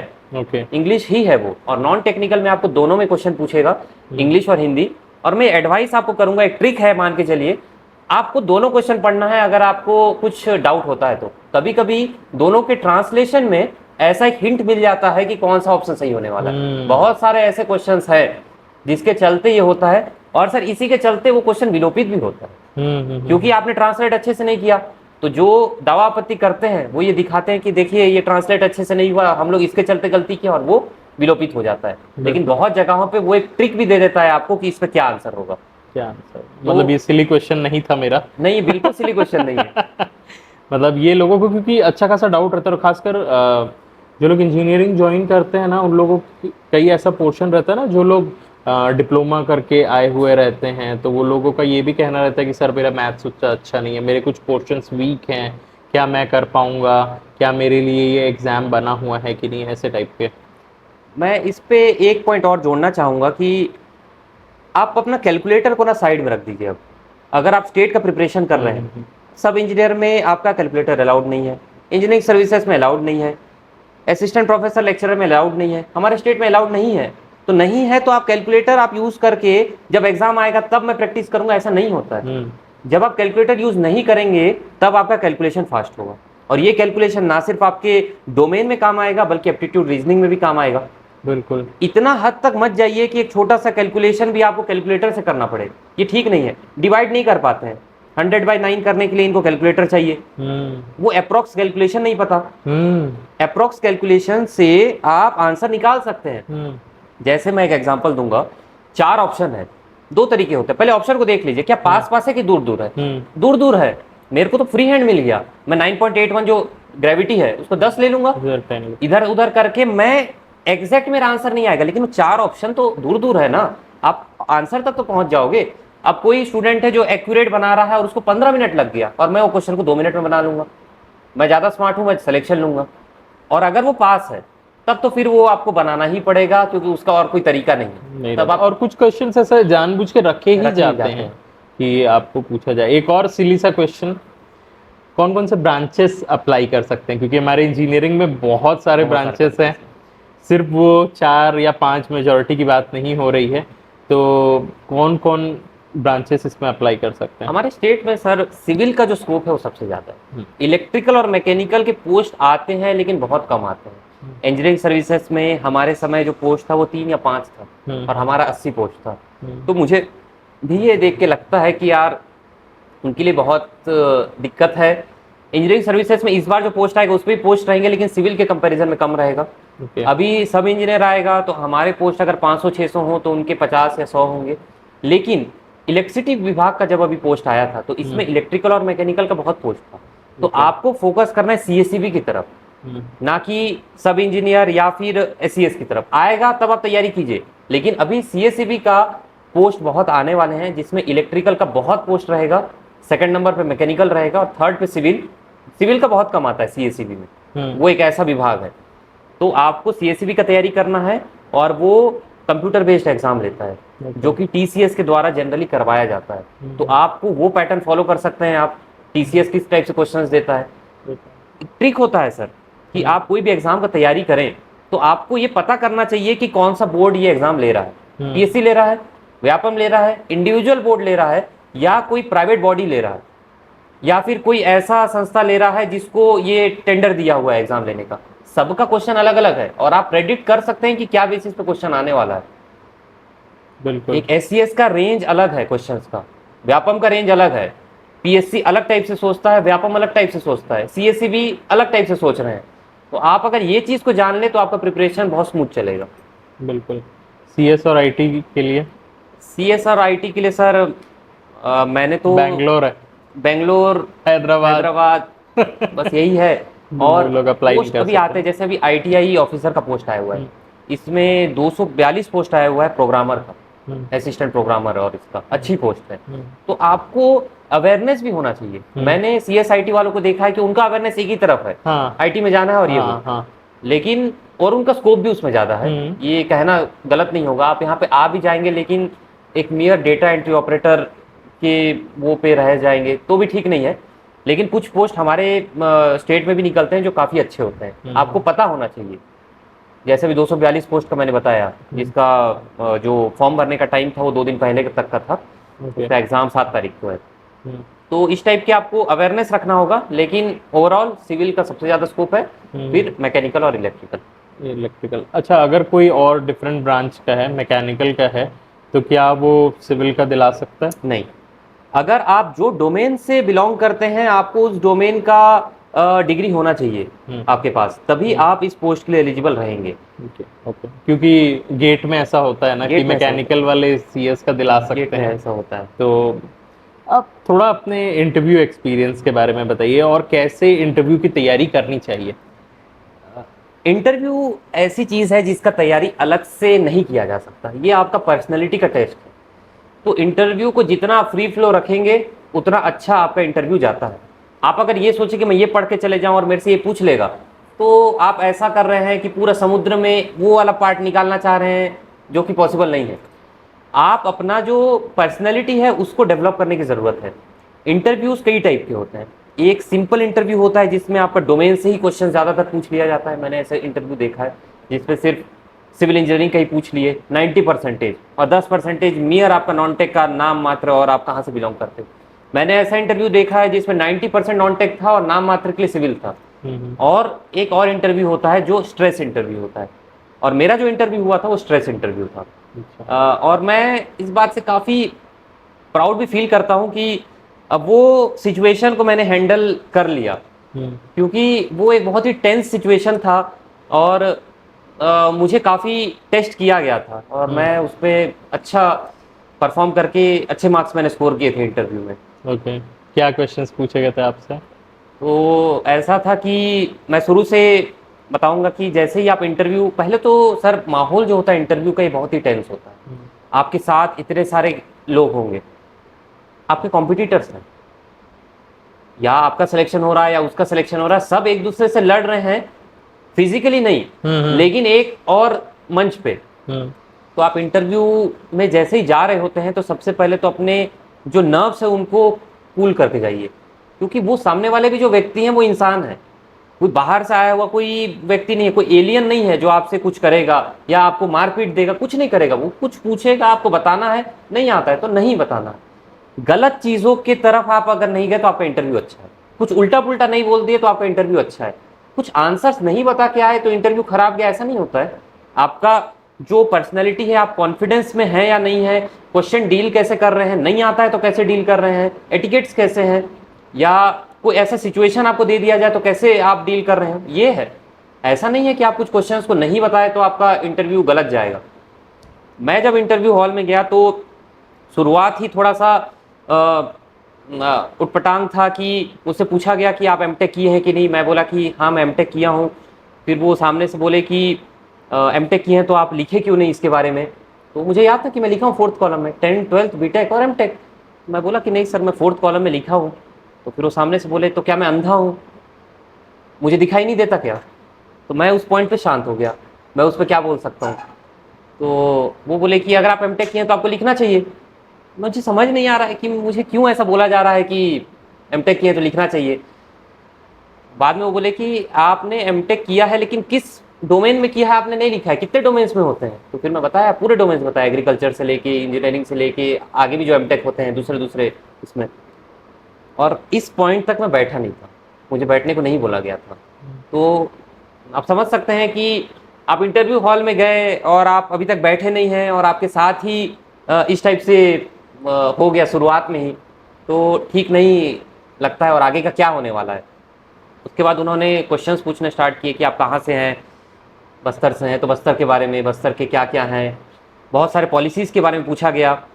मुझसे पूछा गया तालिबान के बारे में पूरे डिटेल में पूछा गया था। मुझे कुछ कुछ क्वेश्चंस याद हैं, अभी उस बात पे ऑलमोस्ट 2 साल होने वाला है। तालिबान के बारे में पूरा डिटेल में पूछा गया था। मुझसे पूछा गया था कि कौन से कंट्री में अभी आर्मी रूल चल रहा है, और उस समय म्यांमार में आर्मी का वो चल रहा था, उसके बारे में पूछा गया था। अमेरिका के वाइस प्रेसिडेंट के बारे में पूछा गया था और मुझे नाम याद नहीं आ रहा था। तो कमला हैरिस मैडम हैं, लेकिन मुझे फ्रंट नेम जो है याद नहीं आ रहा, तो हैरिस मैडम तो नहीं बोलूँगा। तो मैंने ये बोला था कि केरला से बिलोंग करते हैं और मुझे नाम याद नहीं है। उसके बाद मुझसे पूछा गया था गवर्नर के बारे में। जो इम्पोर्टेंट पार्ट है वो मैं बता रहा हूँ, जो इंटरेस्टिंग पार्ट है। गवर्नर अभी कौन है, तो फिर मैं बताया गवर्नर कौन है। और जैसे ही मैं वो आंसर दे रहा था, इससे पहले कौन थे, और जैसे ही मैं दे रहा था इससे पहले कौन से थे, ऐसे करके मुझसे 5 सीक्वेंस पूछ लिए, वो हड़बड़ाने के लिए कि मैं कैसे बिहेव कर रहा हूँ। क्योंकि वो उनको आंसर से मतलब नहीं था, उनको ये मतलब था कि मैं बिखर रहा हूँ कि नहीं। एक आंसर दे रहे हैं और सामने वाले नहीं सुन रहे हैं, तो मैं परेशान हो जाऊंगा ना, मेरा आंसर आप सुन नहीं रहे हो, और मैं डिजेक्टेड हो जाऊंगा, एकदम फ्रस्ट्रेट हो जाऊंगा। लेकिन वो फ्रस्ट्रेशन को चेक कर रहे थे वो। उसके बाद तो प्रेसिडेंट पे आए, अभी कौन है, इससे पहले कौन थे, उसमें भी उन्होंने 4-5 सीक्वेंस, लास्ट सीक्वेंस में मैं नहीं बता पाया था। इस टाइप से था, मतलब स्ट्रेस इंटरव्यू की तरफ पूरा फोकस था। कुछ क्वेश्चंस के आंसर्स मैं सही बताने के बावजूद भी जो पैनल था वो हंसने की तरफ थे और ताली बजाते थे कि इनको नहीं आता है कुछ। लेकिन मुझे बाद में एहसास हुआ कि ये उस टाइप का रवैया था कि मुझे स्ट्रेस में डालने का कोशिश किया जा रहा है कि मैं किस टाइप से बिहेव करूँगा अगर हम इस टाइप से इसके सामने बिहेवियर दें तो उसके बाद टेक्निकल वाला पार्ट आया। और टेक्निकल में मुझे याद है कि 22 से 23 क्वेश्चन मुझसे पूछे गए थे और मेजरली मुझसे मास्टर्स के क्वेश्चन पूछे गए थे। एक प्लस पॉइंट मुझे मिला था क्योंकि मैंने मास्टर्स किया हुआ था, और मैं ये एस्पिरेंट्स को बताना चाहूँगा कि मास्टर्स करना एडवांटेज और डिसएडवांटेज दोनों हो सकता है। ये एक दोधारी तलवार है। अगर आप मास्टर्स को अच्छे से वहाँ पे एक्सप्लेन कर दिए, अपने थीसिस को आपने अच्छे से एक्सप्लेन किया, अपना टॉपिक को आपने अच्छे से एक्सप्लेन किया, तो आपको अच्छे मार्क्स मिलेंगे।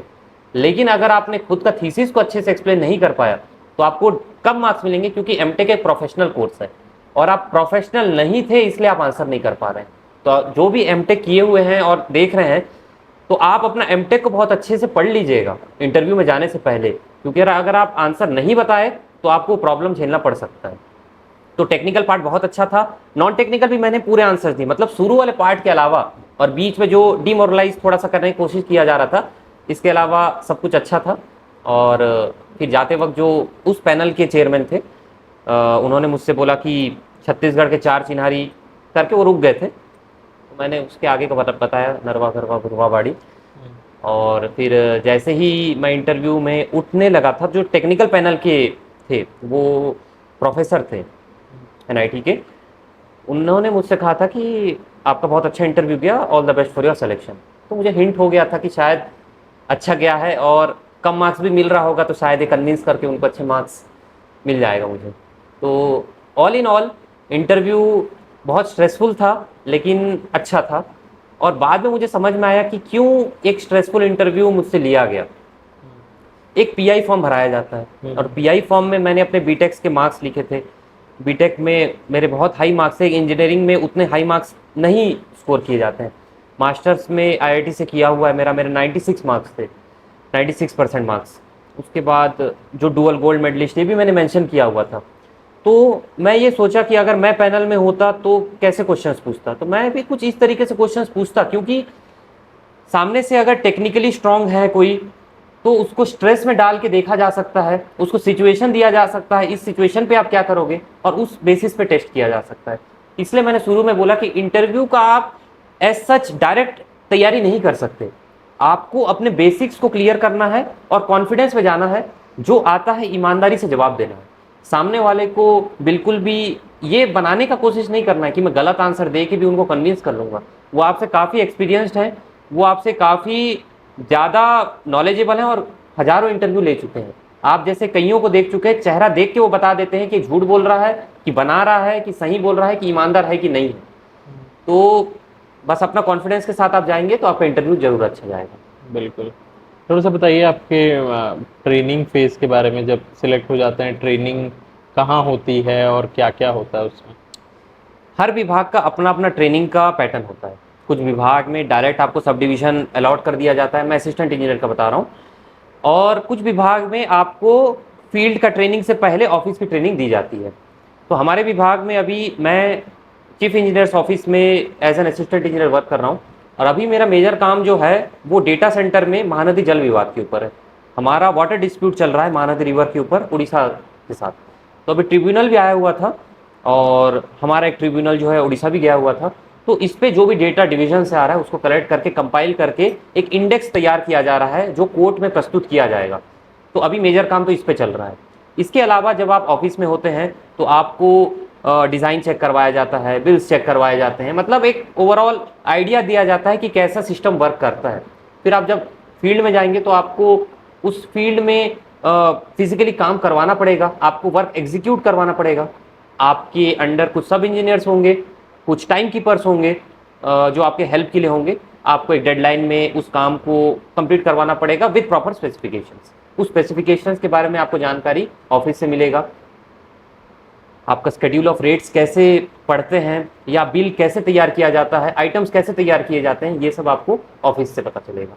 मतलब एक अच्छा आइडिया आपको पहले ही लग जाता है, ये एक अच्छा काम है। आप लोगों का भी ऐसे अलग से कोई ट्रेनिंग एकेडमी वगैरह नहीं रहती? जैसे हमारा एक रायपुर ट्रेनिंग सेंटर है जो रायपुर में है, उसमें हमारा ये कम से कम 4-5 ट्रेनिंग हो चुके हैं। पहला ट्रेनिंग 1 महीने का था, उसके बाद 5-5 दिन के टॉपिक वाइज ट्रेनिंग दिए जाते हैं। इसके अलावा हमारा निमोरा में ट्रेनिंग था 1 महीने का। निमोरा में जो 1-1 दिन 2-2 दिन 1-1 हफ्ते वाले ट्रेनिंग है, ये भी हमारे होते रहते हैं पर्टिकुलर फील्ड से रिलेटेड। और जो एकेडमिक ट्रेनिंग था, हमारा एडमिनिस्ट्रेटिव ट्रेनिंग था निमोरा में, वो 1 महीने का था जो कंप्लीट हो चुका है। थोड़ा सा आप अपने बारे में बताइए, आपका पर्सनालिटी मुझे बहुत अच्छा लग रहा है। तो क्या आप शुरू से ही ऐसे थे कि आपने भी अपने अंदर बहुत सारे चेंजेस लाए हैं तब आप यहाँ बैठे हैं? जैसे छोटे छोटे किस्से हैं, इनफॉर्मल टॉक है तो मैं उसको बताना चाहूँगा। मैं पढ़ाई में बचपन से ही बहुत अच्छा रहा हूँ ऐसा नहीं है। मैं एक एवरेज स्टूडेंट रहा हूँ, मैं खराब स्टूडेंट नहीं रहा हूँ, मैं ईमानदार स्टूडेंट रहा हूँ। जो पढ़ाया गया है मैं उसको पढ़ने की कोशिश किया हूँ, लेकिन टॉपर वाले मार्क्स लाना या टॉप 3 में रहना ये सब मेरा नहीं रहा है, डोमेन में नहीं रहा है। तो एक इंस्टेंस था 12th में, जब स्कूल में एक नोटिस सर्कुलेट होता है कि जिसको लगता है कि 90% आएगा वो अपना फ़ोटो हमें दे दें, हम उसको पेपर में छापेंगे। मैं सोचा कि 90 तो आ नहीं रहा है, लेकिन फ़ोटो दें कि नहीं दें। तो जो अच्छे अच्छे स्टूडेंट्स थे उन्होंने तो फ़ोटो अपना दिया और मैं भी दिया। तो मेरे जो दोस्त यार थे वो बोले कि तेरा तो फ़ोटो वेस्ट चला गया क्योंकि नाम आएगा 90% आएगा तभी तो आपका फ़ोटो छपेगा ना। मैं उस वक्त एक जवाब दिया था जो मुझे बहुत अच्छा लगता है कि अगर मैं फ़ोटो नहीं देता मतलब मैं खुद में मान लिया हूँ कि मेरा 90 नहीं आएगा। और अगर आप खुद में मान लेते हैं कि आपका कुछ चीज़ नहीं होने वाला है तो आप कितनी कुछ कर जाएं आपका नहीं होगा। वो खुद में सेल्फ बिलीफ ही नहीं है आपको कुछ करने का, तो आप कैसे वो चीज़ को एग्जीक्यूट करेंगे। तो फिर मैं अपने रूम में वो 90% वाला एक बोर्ड लगा के रखा और मैं 90% के लिए वर्क किया। मैं 100% के लिए नहीं किया, मैं 90% के लिए किया और मैं अपना पूरा 100% दिया। और मेरे मार्क्स आए 450 आउट ऑफ 500, एग्जैक्ट 90%। मेरे को उस दिन एक चीज़ रियलाइज़ हुआ कि आप जो सोचते हैं ना, या आप जिस चीज़ के लिए वर्क करते हैं वो होता है। और क्योंकि मैंने 90 के लिए वर्क किया मुझे 90 मिला। तो हर चीज़ पॉसिबल है। मेरा नाम भी आया, जो टॉपर्स हैं उनका भी नाम आया, और मैं 90% में सबसे लास्ट में मैं ही हूँ, क्योंकि 90 से नीचे 90 में तो और कुछ नहीं है। तो मेरा फ़ोटो छपा और उस दिन मैं बहुत सेटिस्फाइड था, क्योंकि मैं कोई चीज़ को डिसाइड किया, कोई चीज़ के लिए वर्क किया और मैंने उसको एग्जीक्यूट किया। एक और इंस्टेंस था, वो ग्रेजुएशन लेवल पे था, पहला क्लास था। और C++ का क्लास चल रहा था। तो एक छोटा सा सिंपल सा डाउट मैंने, तो हमारे ही क्लास में एक मैडम थी, लड़की थी, उसने मजाक उड़ाया था मेरा कि इतना नहीं पता तो यहाँ पे पास कैसे करोगे। तो उस पूरा क्लास हंसना स्टार्ट कर दिया था। तो टीचर ने चुप कराया था और मेरा डाउट क्लियर किया था। मैं उस दिन ना मन में सोचा था कि मैं ना सिर्फ यहाँ पास करूँगा बल्कि मैं टॉप भी करूँगा। मैंने पहला सेमेस्टर टॉप किया, 9.78 मेरा CGPA था उस वक्त। उसके बाद कुछ बातें मुझे सुनाई दी कि तुक्का है, एक बार तो कोई भी टॉप कर सकता है। मैंने उस वक्त ये मन में ठाना कि मैं 8 सेमेस्टर टॉप करूँगा, और मैंने 8 सेमेस्टर टॉप किया। मेरा बीच में 2 बार CGPA 10-10 भी था, SGPA जो होता है, जो 10 CGPA हर सब्जेक्ट में 10 CGPA। मेरा टोटल CGPA लास्ट में 9.87 बना, जो पूरे यूनिवर्सिटी में हाईएस्ट था अब तक का। वहाँ पे 25,000 प्लस स्टूडेंट्स पढ़ते हैं, क्योंकि पूरा यूनिवर्सिटी में मेडिकल भी है, वहाँ लॉ भी है, फैशन टेक्नोलॉजी भी है, डेंटल भी है। एक बहुत बड़ा इंस्टीट्यूट है, Kalinga institute of industrial technology. मुझे 2 गोल्ड मेडल मिले थे, एक बैचलर्स डिग्री के लिए जो पूरे मैकेनिकल, इलेक्ट्रिकल, सिविल सब में जो टॉप करते हैं, और एक पूरी यूनिवर्सिटी की तरफ से। और मैं ये सब चीज़ें एक मोटिवेशन के तौर पे भी बता रहा हूँ कि ऐसा नहीं है कि कोई चीज़ आपसे नहीं हो रहा है या अभी तक नहीं हुआ है तो आप आगे नहीं कर सकते हैं। मन में अगर आपका आएगा और उसके लिए आप काम करने को तैयार है तो हर चीज़ पॉसिबल है। क्योंकि मैं अगर अपना खुद का 10th और 11th वाले फिगर को देखूं और मैं वो फिगर को देखूं जो अभी SCS क्लियर किया है विथ रैंक 1, तो दोनों में डिफरेंस बहुत है। सोच का, व्यक्ति वही है, व्यक्ति की सोच वही है, वही सोच मैं रखता हूं, लोगों के प्रति वही सोच है मेरा। लेकिन वो सोच मैंने बदल दी कि कोई चीज हो सकता है मेरे से या नहीं हो सकता है। अगर आपने मन में कोई चीज ठाना है और उसके लिए आप काम करने को तैयार हो, मेहनत करने को तैयार हो, तो वो चीज जरूर होगा। तो बस वही चलता रहा। और ठानते तो आम लोग भी हैं, सोचते हैं कि हम भी ये बनेंगे, ऐसा बनेंगे, पर क्यों नहीं हो पाता उनसे? आप ईमानदार नहीं हैं। अगर आप ये सोचते हैं कि आप ये करने वाले हैं और आप नहीं कर पा रहे हैं, तो बहुत सारी चीज़ें हो सकती हैं कि आपका कोई चीज़ वीक है, कोई सब्जेक्ट वीक है और ये है वो है। आप 100% ईमानदार नहीं हैं। आप मेहनत कर रहे हैं, 90% कर रहे हैं, अपना 80% कर रहे हैं। किसी एग्जाम में 100% दे के तो देखिए, और उसके बाद मेरे पास आइएगा और बोलिएगा मैं 100% दिया सर और मेरा सिलेक्शन नहीं हुआ। मैं मान ही नहीं सकता। कोई व्यक्ति अपना पोटेंशियल का 100% दे तो वो सिलेक्शन गारंटी लेगा। आप अपना 50-60% दे के एक्सपेक्ट करते हो कि मेरे को एक बहुत अच्छा पोस्ट मिल जाए। क्यों मिले भाई आपको पोस्ट? आपसे ऊपर इतने सारे लोग हैं, इतना अच्छा मेहनत कर रहे हैं, इतना अच्छा तैयारी कर रहे हैं, वो डिजर्विंग नहीं है क्या? वो ज्यादा अच्छा क्लैरिटी रखते हैं। आप कोई सब्जेक्ट के कोई टॉपिक्स को स्किप करके चले जा रहे हो और सोचते हो कि मैं स्किप करके भी सिलेक्शन ले लूं। वो व्यक्ति तो सब पढ़ा है, वो ज्यादा मेहनत किया है, वो ज्यादा ईमानदार है, अपने पोटेंशियल की तरफ में वो वर्क किया, उसको मिलना चाहिए वो नौकरी। लक जो है वो कुछ चीजों में काम आता है, 2-4 मार्क यहाँ वहां कर सकता है लक, कुछ रैंक यहाँ वहां कर सकता है। ये नहीं होगा कि आपको यहां से बैठा के वहां कर दे, ये लक नहीं होता।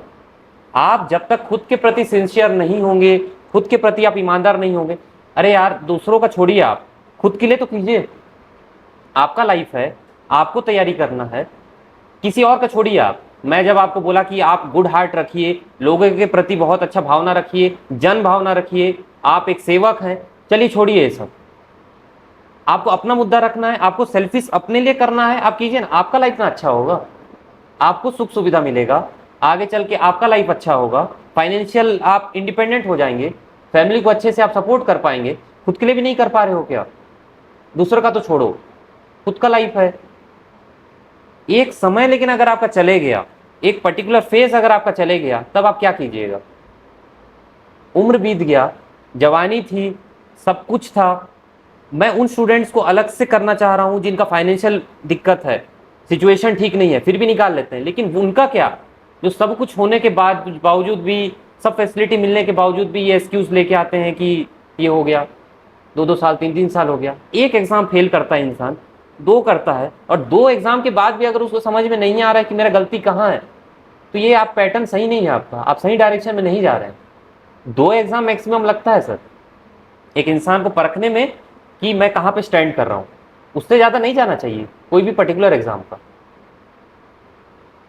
बाकी आप ईमानदार रहिए, आप सिंसियर रहिए, सिलेक्शन आपका जरूर होगा। और मैंने आपको बोला कि 100% अपना दे के देखिए और उसके बाद मेरे पास आइएगा अगर आपका सिलेक्शन नहीं हुआ तो। अभी सबसे बड़ा प्रॉब्लम ये हो रहा है ना कि इंजीनियरिंग स्टूडेंट्स के माइंडसेट में ऐसा है कि कॉलेज जाके मस्ती करनी है। बता, आप अपने पीयर से भी वही सुनते हैं कि कॉलेज मस्ती है, आप मूवीज़ में भी यही देखते हैं कि कॉलेज मस्ती है। तो जो मैक्सिमम चीज़ देखे, और जो मेजॉरिटी सेलिब्रिटीज़ हैं जो इंजीनियर रहे हैं या जो लोग टॉपर भी रहे हैं, वो लोग कई बार ऐसे स्टेटमेंट्स बोल देते हैं ना कि लास्ट डे पे पढ़ाई होती है। पर उसके कॉन्ट्ररी में आप हैं जिन्होंने दम लगा के मेहनत किया, टॉप किया।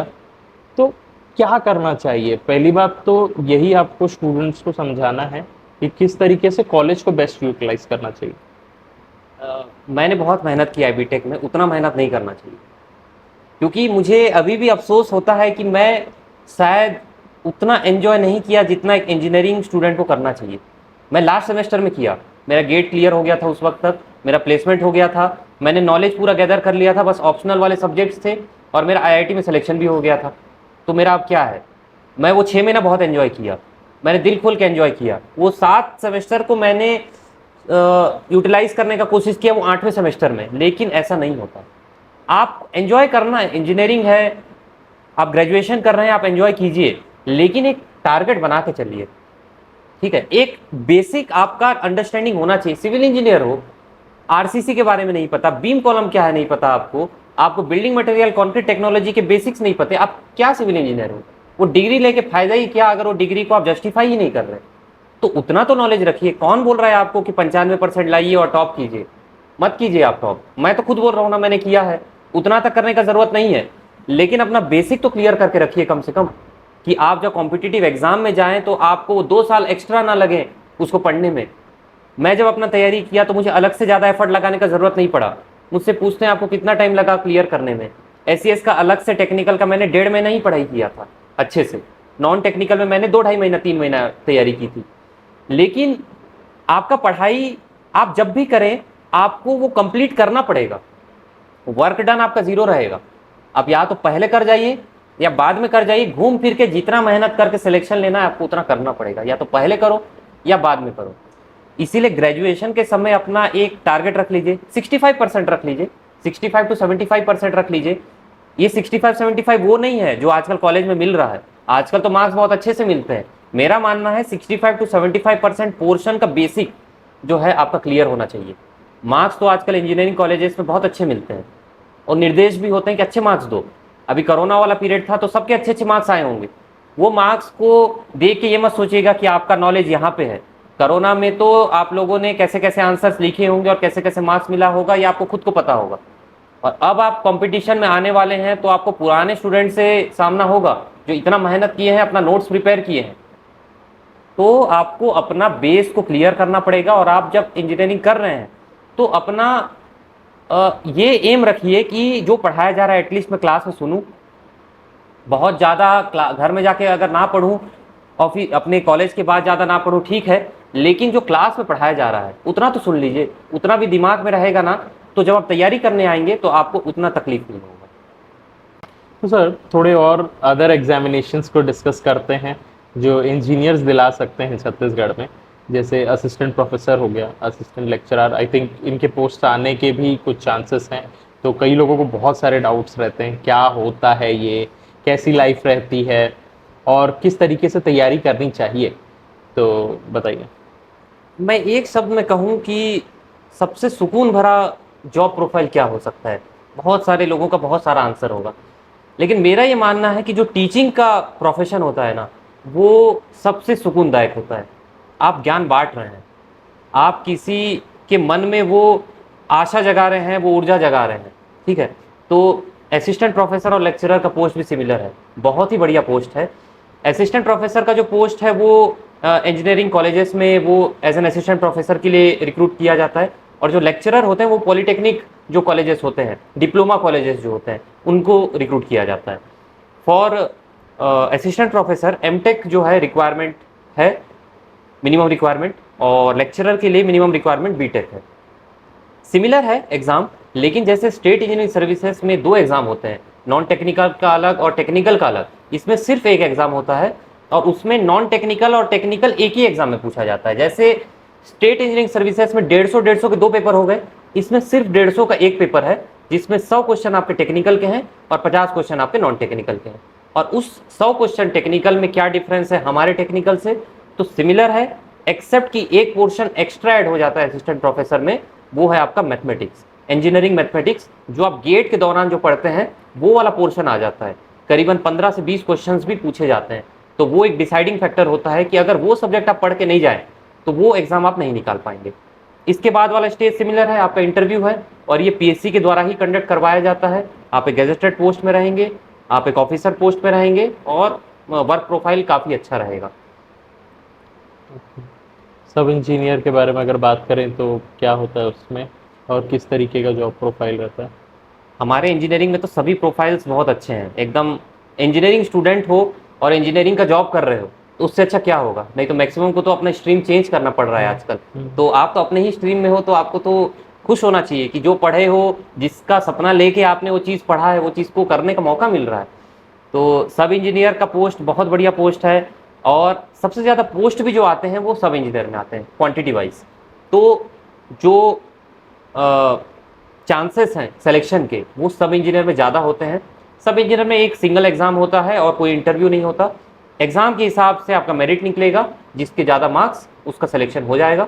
अभी जैसे 400 पोस्ट का सब इंजीनियर का एग्ज़ाम हुआ था वाटर रिसोर्स डिपार्टमेंट में, 150 क्वेश्चन थे और 150 में 100 क्वेश्चन टेक्निकल के थे और 50 क्वेश्चन नॉन टेक्निकल का था। और पहली बार ऐसा हुआ कि सब इंजीनियर वाले एग्जाम में भी नॉन टेक्निकल पोर्शन को जोड़ा गया।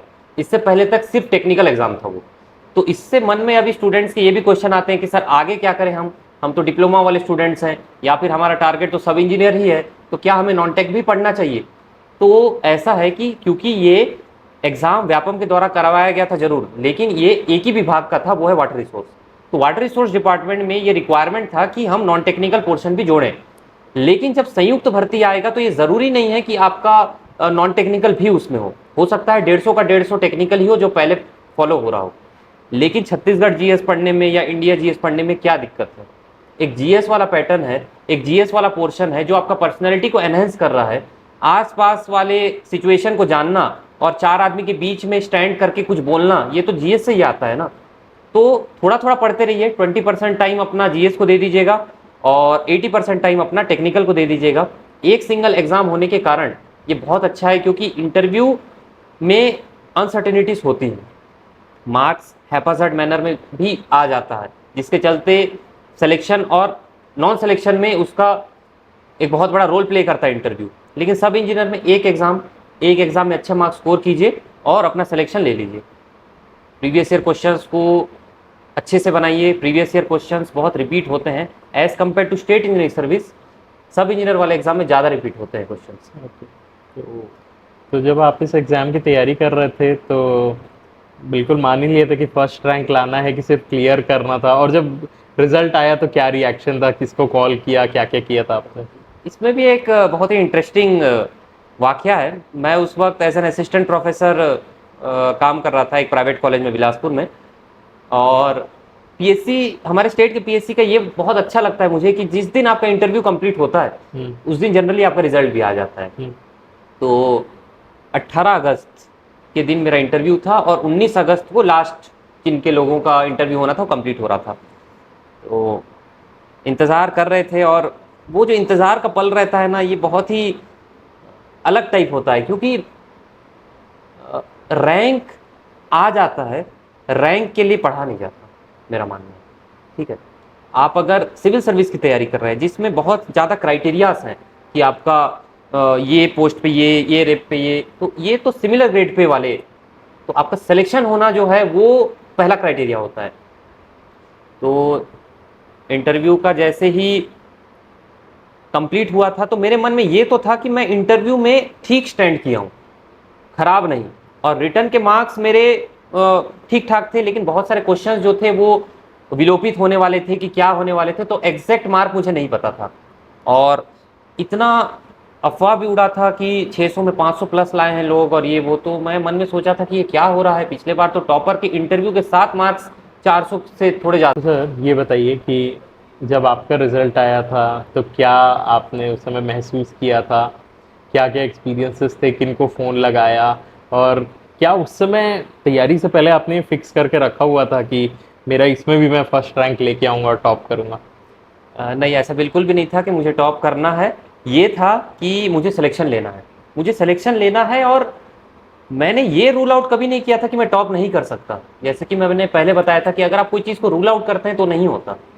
तो ये था, पॉसिबिलिटी है, लेकिन रैंक 1 के लिए मैंने पढ़ा था, ऐसा बिल्कुल भी नहीं है। मैंने अपना बेसिक्स को क्लियर किया, अपना प्रोसेस को अच्छा रखा था, और रिजल्ट्स जो हैं ऑटोमेटिकली उसके सामने आए।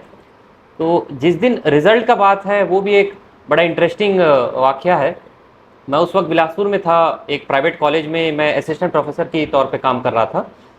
तो 18 तारीख को मेरा इंटरव्यू हुआ था, 18 अगस्त, और 19 अगस्त को उसका रिजल्ट आने वाला था, क्योंकि 19 अगस्त को कुछ स्टूडेंट्स का बचा हुआ था। तो अब शाम को आना है, ये श्योर है। तो शाम को आना है तो पहले से ही मन में वो उथल पुथल चालू हो जाता है कि क्या होगा, कैसे होगा। फिर पूरे चीज़ें याद आने लगती हैं कि वो 14 क्वेश्चन को मैं गलत कर दिया। नॉन टेक के 7 क्वेश्चन और टेक्निकल के 7 क्वेश्चन इतने आसान क्वेश्चन थे, वो 14 क्वेश्चन का 28 नंबर और रहता मेरे पास। तरह तरह की चीज़ें, इंटरव्यू में ये चीज़ बोलना था क्या यार, ये बोलता तो ज़्यादा अच्छा होता, सभी चीज़ें। तो फिर जैसे ही वो रिज़ल्ट आया तो मैं क्या किया कि दोनों पीडीएफ को मैंने डाउनलोड करके मोबाइल डेटा को बंद कर दिया, ताकि किसी का मेरे पास व्हाट्सएप में कुछ ना आए। वो दो पीडीएफ, एक आता है स्टेटमेंट ऑफ मार्क्स, जिसमें मार्क्स लिखे होते हैं सभी स्टूडेंट्स के, जितने भी लोग इंटरव्यू दिए हैं उन सभी के मार्क्स उसमें होते हैं, चाहे वो सेलेक्टेड हो या नहीं हो। और दूसरा एक लिस्ट होता है, वो सेलेक्टेड वाले लिस्ट, जिसमें दिया होता है कि कौन कौन से डिपार्टमेंट्स में किसको किसको पोस्ट मिला है।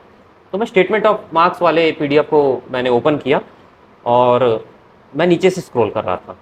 एक पर्टिकुलर लेवल से ऊपर मैंने अपने कैटेगरी से देखना स्टार्ट कर दिया कि इससे ऊपर होगा तो ही मेरा सिलेक्शन हो सकता है। तो मैं नीचे नीचे से ऐसे जैसे जैसे ऊपर आया तो मेरा नाम दिख ही नहीं रहा था। मेरा नाम नहीं दिख रहा था, नहीं दिख रहा था। मैं इतना टेंस हो गया, मैं इतना घबरा गया कि मैं रोना स्टार्ट कर दिया था हल्का हल्का।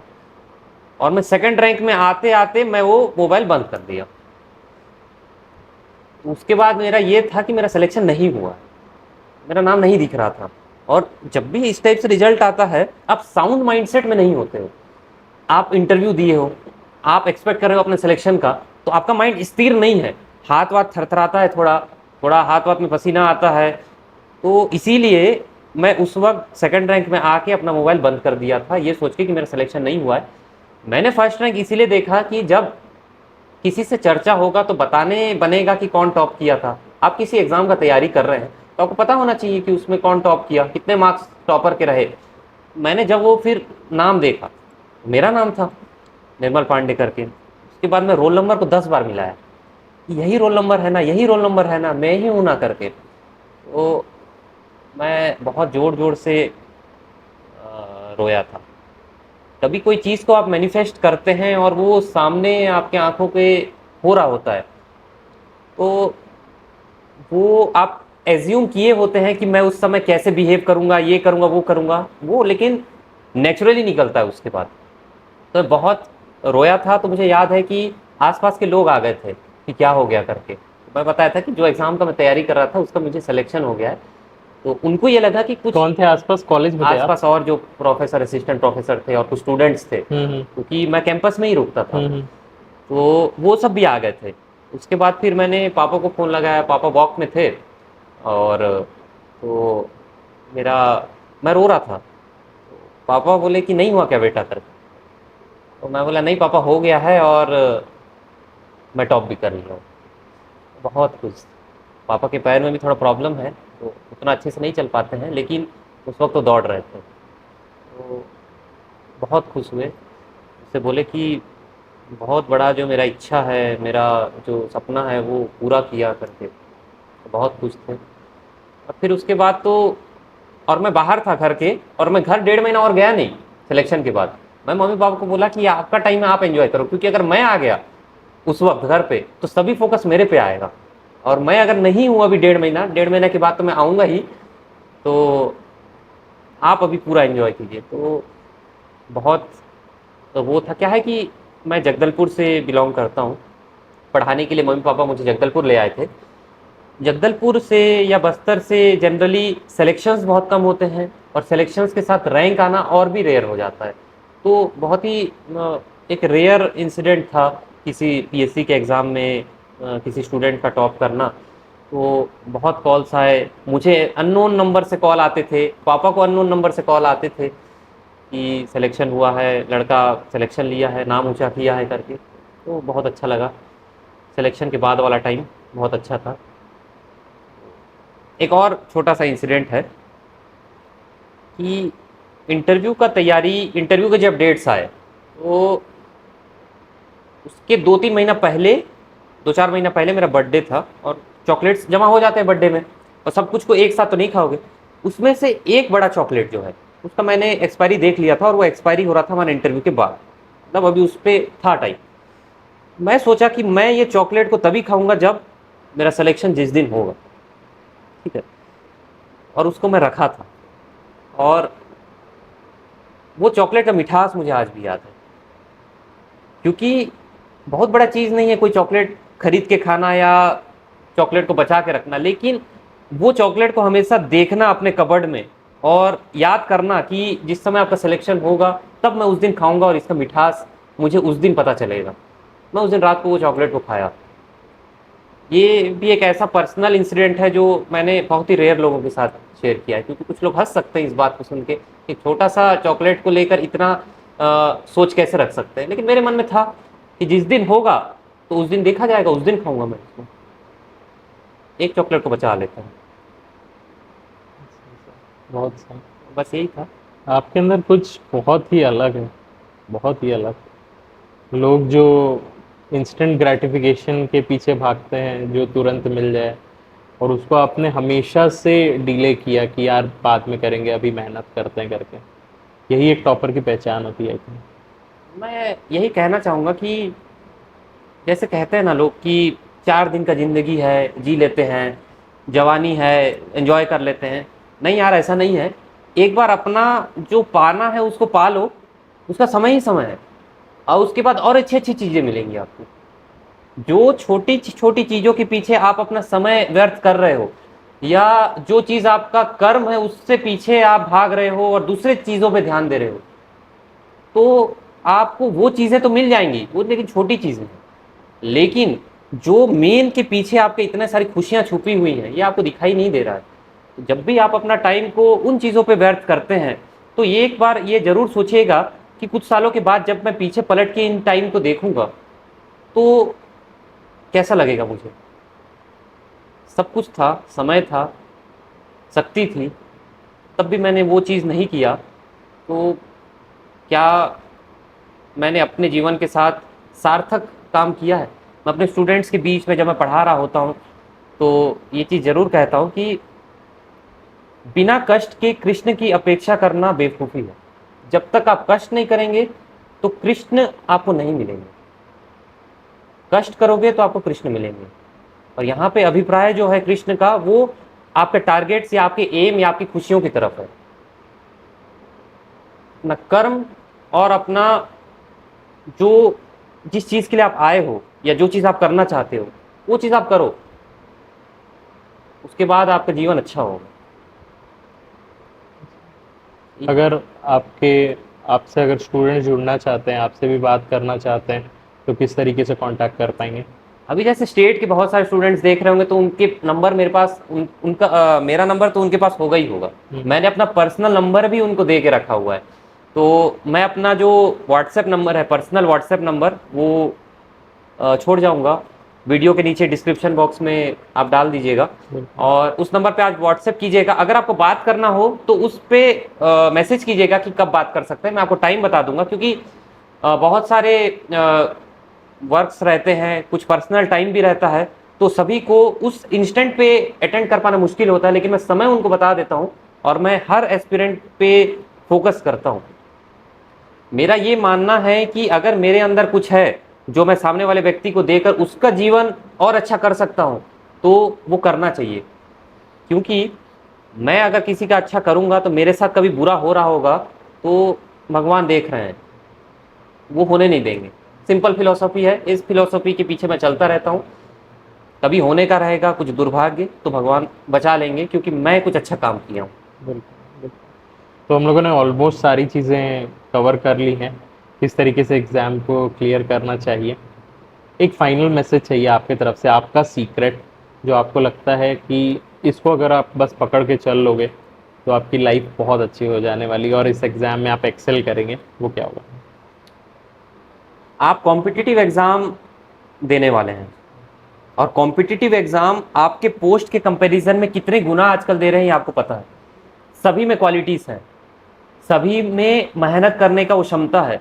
खुद में वो जगाइए कि आपको क्यों सेलेक्ट किया जाए। आपके बाजू वाला भी मेहनत कर रहा है, आपके बाजू वाला भी पढ़ाई कर रहा है, आपका बाजू वाला ज़्यादा अच्छे से अपना क्लैरिटी ला रहा है, आपको क्यों सेलेक्ट किया जाए, आप अपने में डालिए। और पहले तो ये सोचना बंद कर दीजिए कि मुझसे हो पाएगा कि नहीं। ऐसा कुछ नहीं है जो एक इंसान से नहीं हो सकता। आपके अगर मन में है, अगर मेहनत करने को आप तैयार हैं, आप ईमानदार हैं अपने तैयारी के को लेकर, तो आपको ज़रूर हो जाएगा। हो सकता है कुछ समय लग जाए, लेकिन जिस मोमेंट में आप उस क्षण को महसूस करेंगे, जिस क्षण को आप जीना चाहते हैं, आपका सिलेक्शन वाला जो क्षण है, तो आप सभी चीज़ों को पीछे का भूल जाएंगे। आप पूछ के देखिए उन लोगों को जो 4 साल, 5 साल, 8 साल के बाद भी सिलेक्शन लिए हैं। अंत भला तो सब भला। अगर आप तैयारी कर रहे हैं, ठीक है, आपका 4 साल हो गया, आप में से बहुत लोग होंगे जो काफ़ी टाइम से तैयारी कर रहे होंगे, 4 साल हो गया, 5 साल हो गया, तो क्या हो गया? अल्टीमेटली सिलेक्शन लेने के बाद वो मैटर नहीं करेगा, कोई नहीं पूछेगा उसके बाद। और हमारा समाज अब उस टाइप से हो गया है जो व्यक्ति को देखकर फिर उसकी बातों को विश्वास करने लगता है। कोई इंसान ज़्यादा नॉलेजेबल है, 4 बात बोल रहा है, तो ज़्यादा विश्वास नहीं करेगा उस बात पे। लेकिन कोई इंसान कुछ है, इस केस में आप कुछ सिलेक्शन लिए हैं, तो आपका 2 बात बोलोगे, उसमें से एक बात गलत भी रहेगा ना, तो ब्लाइंडली आपको फॉलो करेगा। तो आपने एक ऐसा टारगेट चूज किया है जिसमें आपको संघर्ष करना पड़ेगा, आपको लड़ना पड़ेगा, आपको जूझना पड़ेगा, आपको मेहनत करना पड़ेगा, आपको त्याग करना पड़ेगा। आप अपने दिनचर्या में वो चीज़ों को हटाना पड़ेगा जो आपको सुख देती हैं। आपको लगातार 4-4 घंटा भी पढ़ना पड़ेगा, हाथ पैर भी दर्द करेगा, सर भी दर्द करेगा। थोड़ा सा हाथ पैर दर्द करने के बाद अगर आप उसको छोड़ रहे हैं, तो फिर आप भी वर्थ नहीं है उस पोस्ट को पाने के लिए। जैसे कि आपको लगता है कि मुझे एक पोस्ट पाना है, वो पोस्ट को भी लगता है कि मुझे एक सूटेबल कैंडिडेट चाहिए। आप सूटेबल रहेंगे तो आप वो पोस्ट को पा पाएंगे। अपना 100% आप एक बार दे के देखिए, अपना 100% कमिटमेंट दे के देखिए, आपका सिलेक्शन जरूर होगा। एक बार नहीं होगा तो अगले बार होगा। छोटी छोटी मिस्टेक्स को करना बंद कीजिए।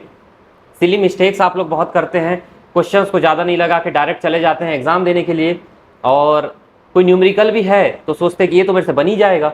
अरे बन ही जाएगा वाला चीज़ नहीं है। एग्जाम में छोटे छोटे क्वेश्चंस भी गलती करके आ जाते हैं स्टूडेंट्स। मैं खुद किया हूँ, 14 क्वेश्चंस मुझे अभी भी याद है मुँह जुबानी, जो मैंने टेक्निकल में 7 और नॉन टेक्निकल में 7 गलती किए हैं। और वो मैं सोते वक्त भी गलती नहीं कर सकता, लेकिन एग्ज़ाम हॉल में होता है, प्रेशर होता है एग्ज़ाम हॉल में।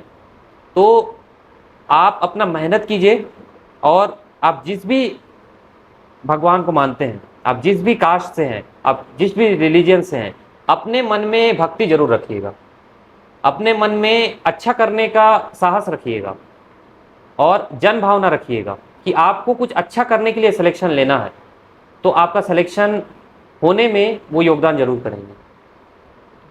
Thank you so much. सही है। थैंक यू सो मच, आपने टाइम दिया, और बहुत अच्छा लग रहा है आपसे ये पूरा कन्वर्सेशन करके। हमारे एक प्रथा है कि आप एक नेक्स्ट ऑफिसर को, नेक्स्ट टॉपर को टैग करते हैं ताकि वो भी आके यहाँ पर अपना एक्सपीरियंस शेयर कर सकें, तो आप किनको टैग करेंगे?